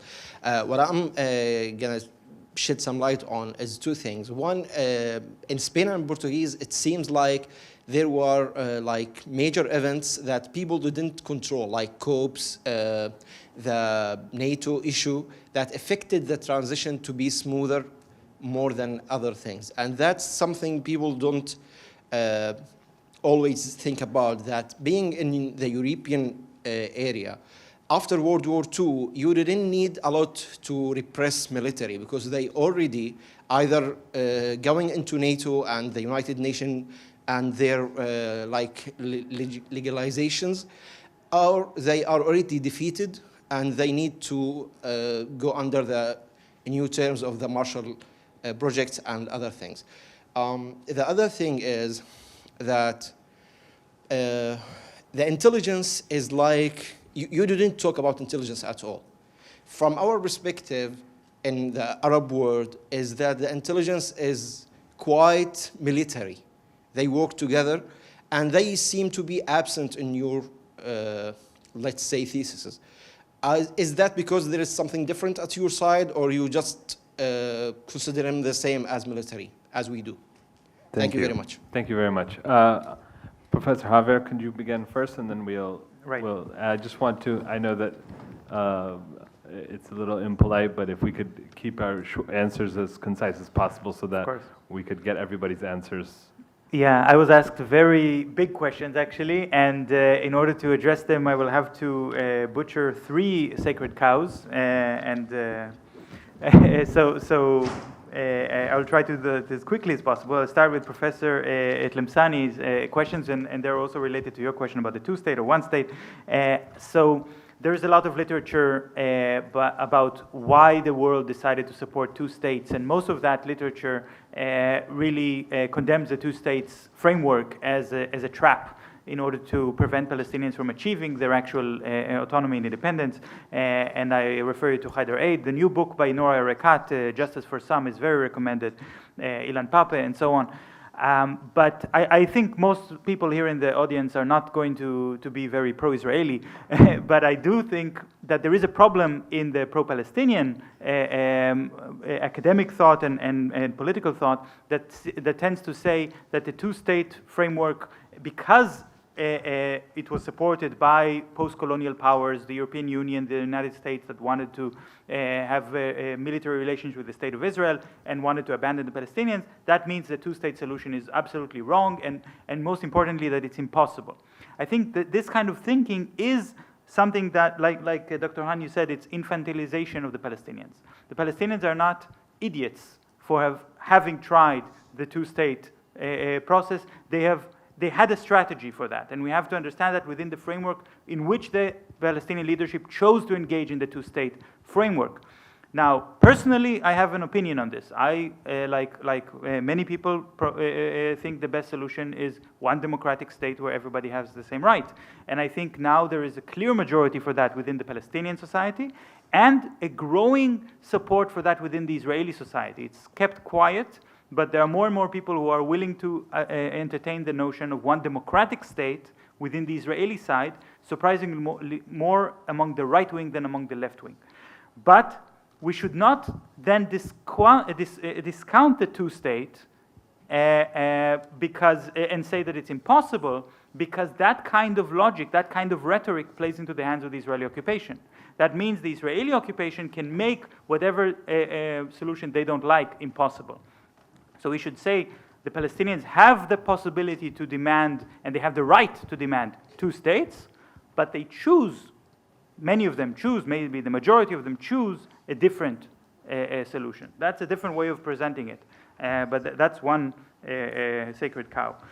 Now, moving on to Sami's questions, the civil-military relations in Israel is a topic for a whole lecture, and I could give you many, many books about militarism in Israel, about how the military is so dominant, the prime ministers and other ministers who were generals and so on. But I think it's more interesting not to look at it statically, but rather as a process. So yes, Israel is still a very militaristic society, but it is becoming demilitarized very quickly. That's another sacred cow. This demilitarization process is a result of a shifting of resources and political legitimacy and popular support away from the security elite to the populist right. And the security elite is losing its influence over society gradually, but it's now struggling to maintain that with all its remaining might. And I think that's a very interesting process that we see, that actually Netanyahu, the right-wing populist leader, was very effective in imposing civilian rule over the military, getting rid of the generals he didn't like, cutting their budget, which militaristic prime ministers were not able to do. Even though Netanyahu is right-wing and racist and so on, but it's interesting how he manages to diffuse the military from its sources of power. And I think one of the ways that we see this is, that brings me to your last question and the last sacred cow, which is the coordination that Israel has with other states. And here, my question would be, has this coordination been successful? And I think we can see again and again that in, the governments of Saudi Arabia, the UAE, and also Egypt are still trapped in a conception of the Israeli military which was correct 40 years ago. As if the Israeli military is very professional and high-tech and ready to fight. But it has become corrupted. It has become a colonial police force. And it is no longer capable of fighting real wars. The Israeli generals have no experience in real wars. 2 years ago, when the High Commander of the Israeli military, Eisenkot, gave an interview to the Saudi newspaper El Fiyan, the Saudi government pressured him to invade Lebanon. This was around the time where Hariri was detained in Saudi Arabia, and you remember that. And the Saudi government thought that by creating conflict between Hezbollah and Israel, then the Israeli military will march into Lebanon. But the Israeli officers had no intentions of doing that. The Israeli government was not interested. The soldiers were afraid to go up against Hezbollah. So there was no war. And also with Egypt, we see that if you look at the strategic deployment of the Egyptian forces in the Sinai, they are deployed in a very interesting way. Their former enemy, the Israeli military, they put to their back. They build their fortifications with the back towards Israel and the front deep into the Sinai Peninsula to fight ISIS and other forces, trusting the Israelis to guard their backs. But despite of all the Israeli intelligence operations in the Sinai Peninsula, we've seen the attack on the Sufi mosque, where 350 people died. Were murdered. A week before that, ISIS said that they are planning to attack this mosque. The Israeli intelligence could have known that. They should have known that. They should have alerted the Egyptian authorities, and they failed. Where is the evidence of this kind of security coordination actually yielding a concrete benefit for the Arab governments? So I don't think that we can see that, because the Israeli military is not so effective anymore. Thank you. We're running out of time. I'm going to give the floor quickly to both Professor Javier and Professor Rafael and Professor Harpin. If you have anything to say, then we're going to have our awards subsequently afterwards. Thank you. Question from. You can go ahead and answer those questions, and then we'll finish. Okay, so the issue about whether the environment helped a lot, that's true. And the environment helped a lot. And this actually links a little bit to Professor Sami's earlier question, whether is it just completely different spaces? Or are we talking about transitions in a remote place from our world here? Is there anything we can draw from them or not? Because it's so different, the setting. My intuition is like, I think all transitions are different. Even I was just showing two cases, two neighboring countries with a similar culture, similar regimes, which managed to last for a very long time. So the conditions were, in theory, ripe for democracy much earlier, and it didn't happen. So you need to understand how there's no one single recipe for transition. What we need to understand, and this is why when I was operationalizing that, I was focusing on trying to understand a little bit the tools of control, or try to understand situations, skills,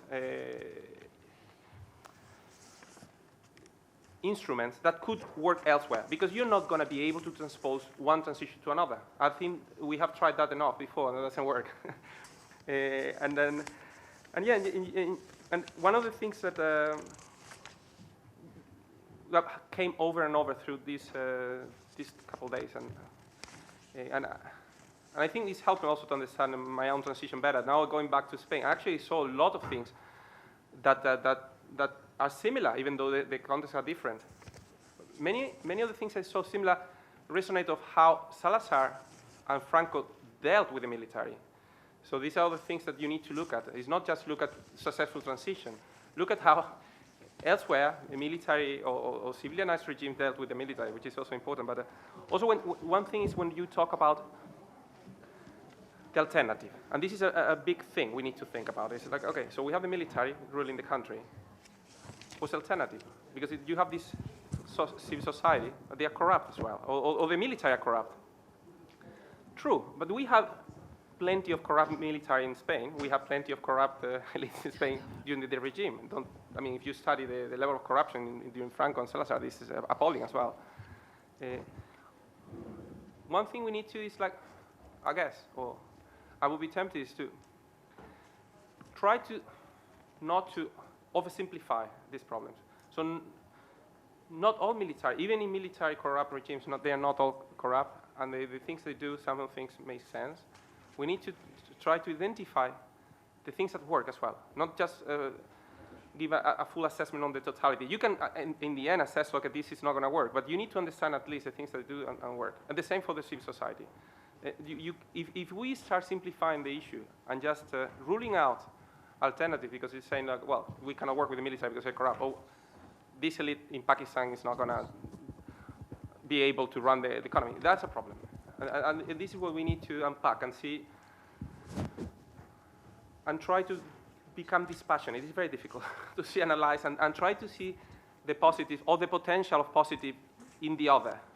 And try to actually eliminate this othering process, to see this confrontation. It's not just civilians versus military. It's much more complex. They are intertwined, military and the civilians. They rely on each other. And I think this is kind of the last thing I would like to say. So just try to be a bit more, try to refrain ourselves of strong attacks on the other, and try to understand a little bit the positives as well. There are a lot of types of classification of non-democratic systems. We work with the Linz classification, totalitarian system, authoritarian system, sultanistic system, and hybrid system. Inside, one of the big differences in totalitarian system, you have ideology. In the authoritarian system, you have mentality. So the difference between the brain or the heart and the skin. Well, if the religion run as ideology, you have a problem. Why? Because we found that the start of the transition process don't appear in the totalitarian system.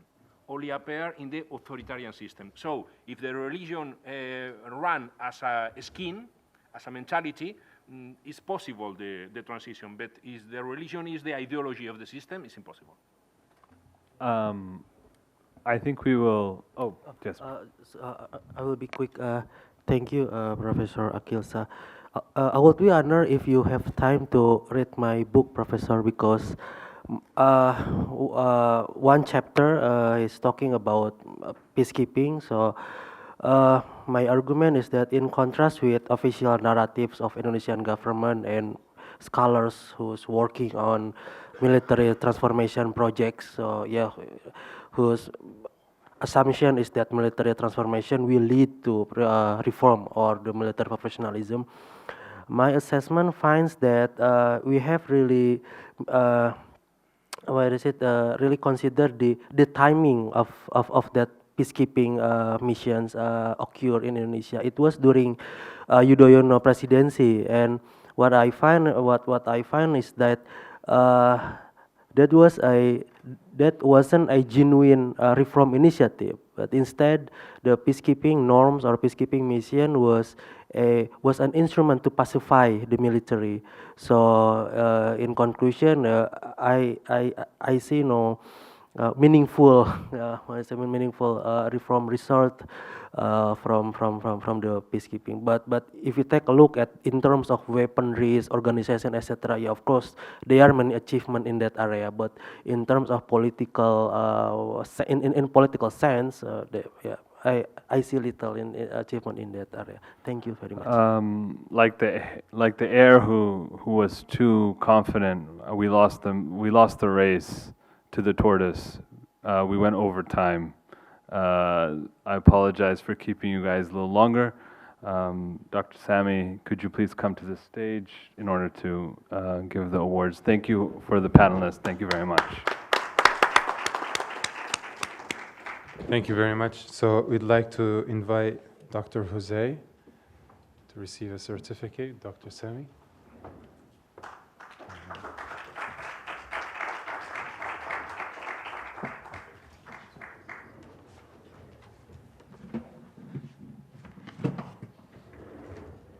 Dr. Rafael.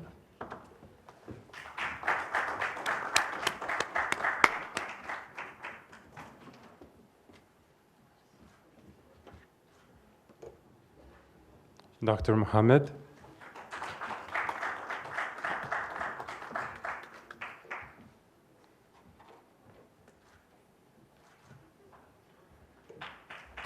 And Dr. Shir.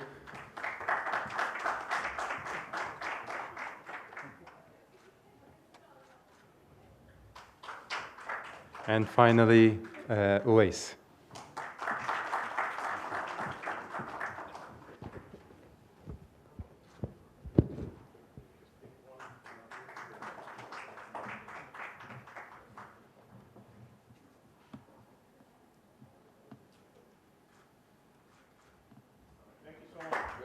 Thank you very much, everybody. So with this, we conclude the sessions for today, and we would like to remind you tomorrow we'll start at 9:30.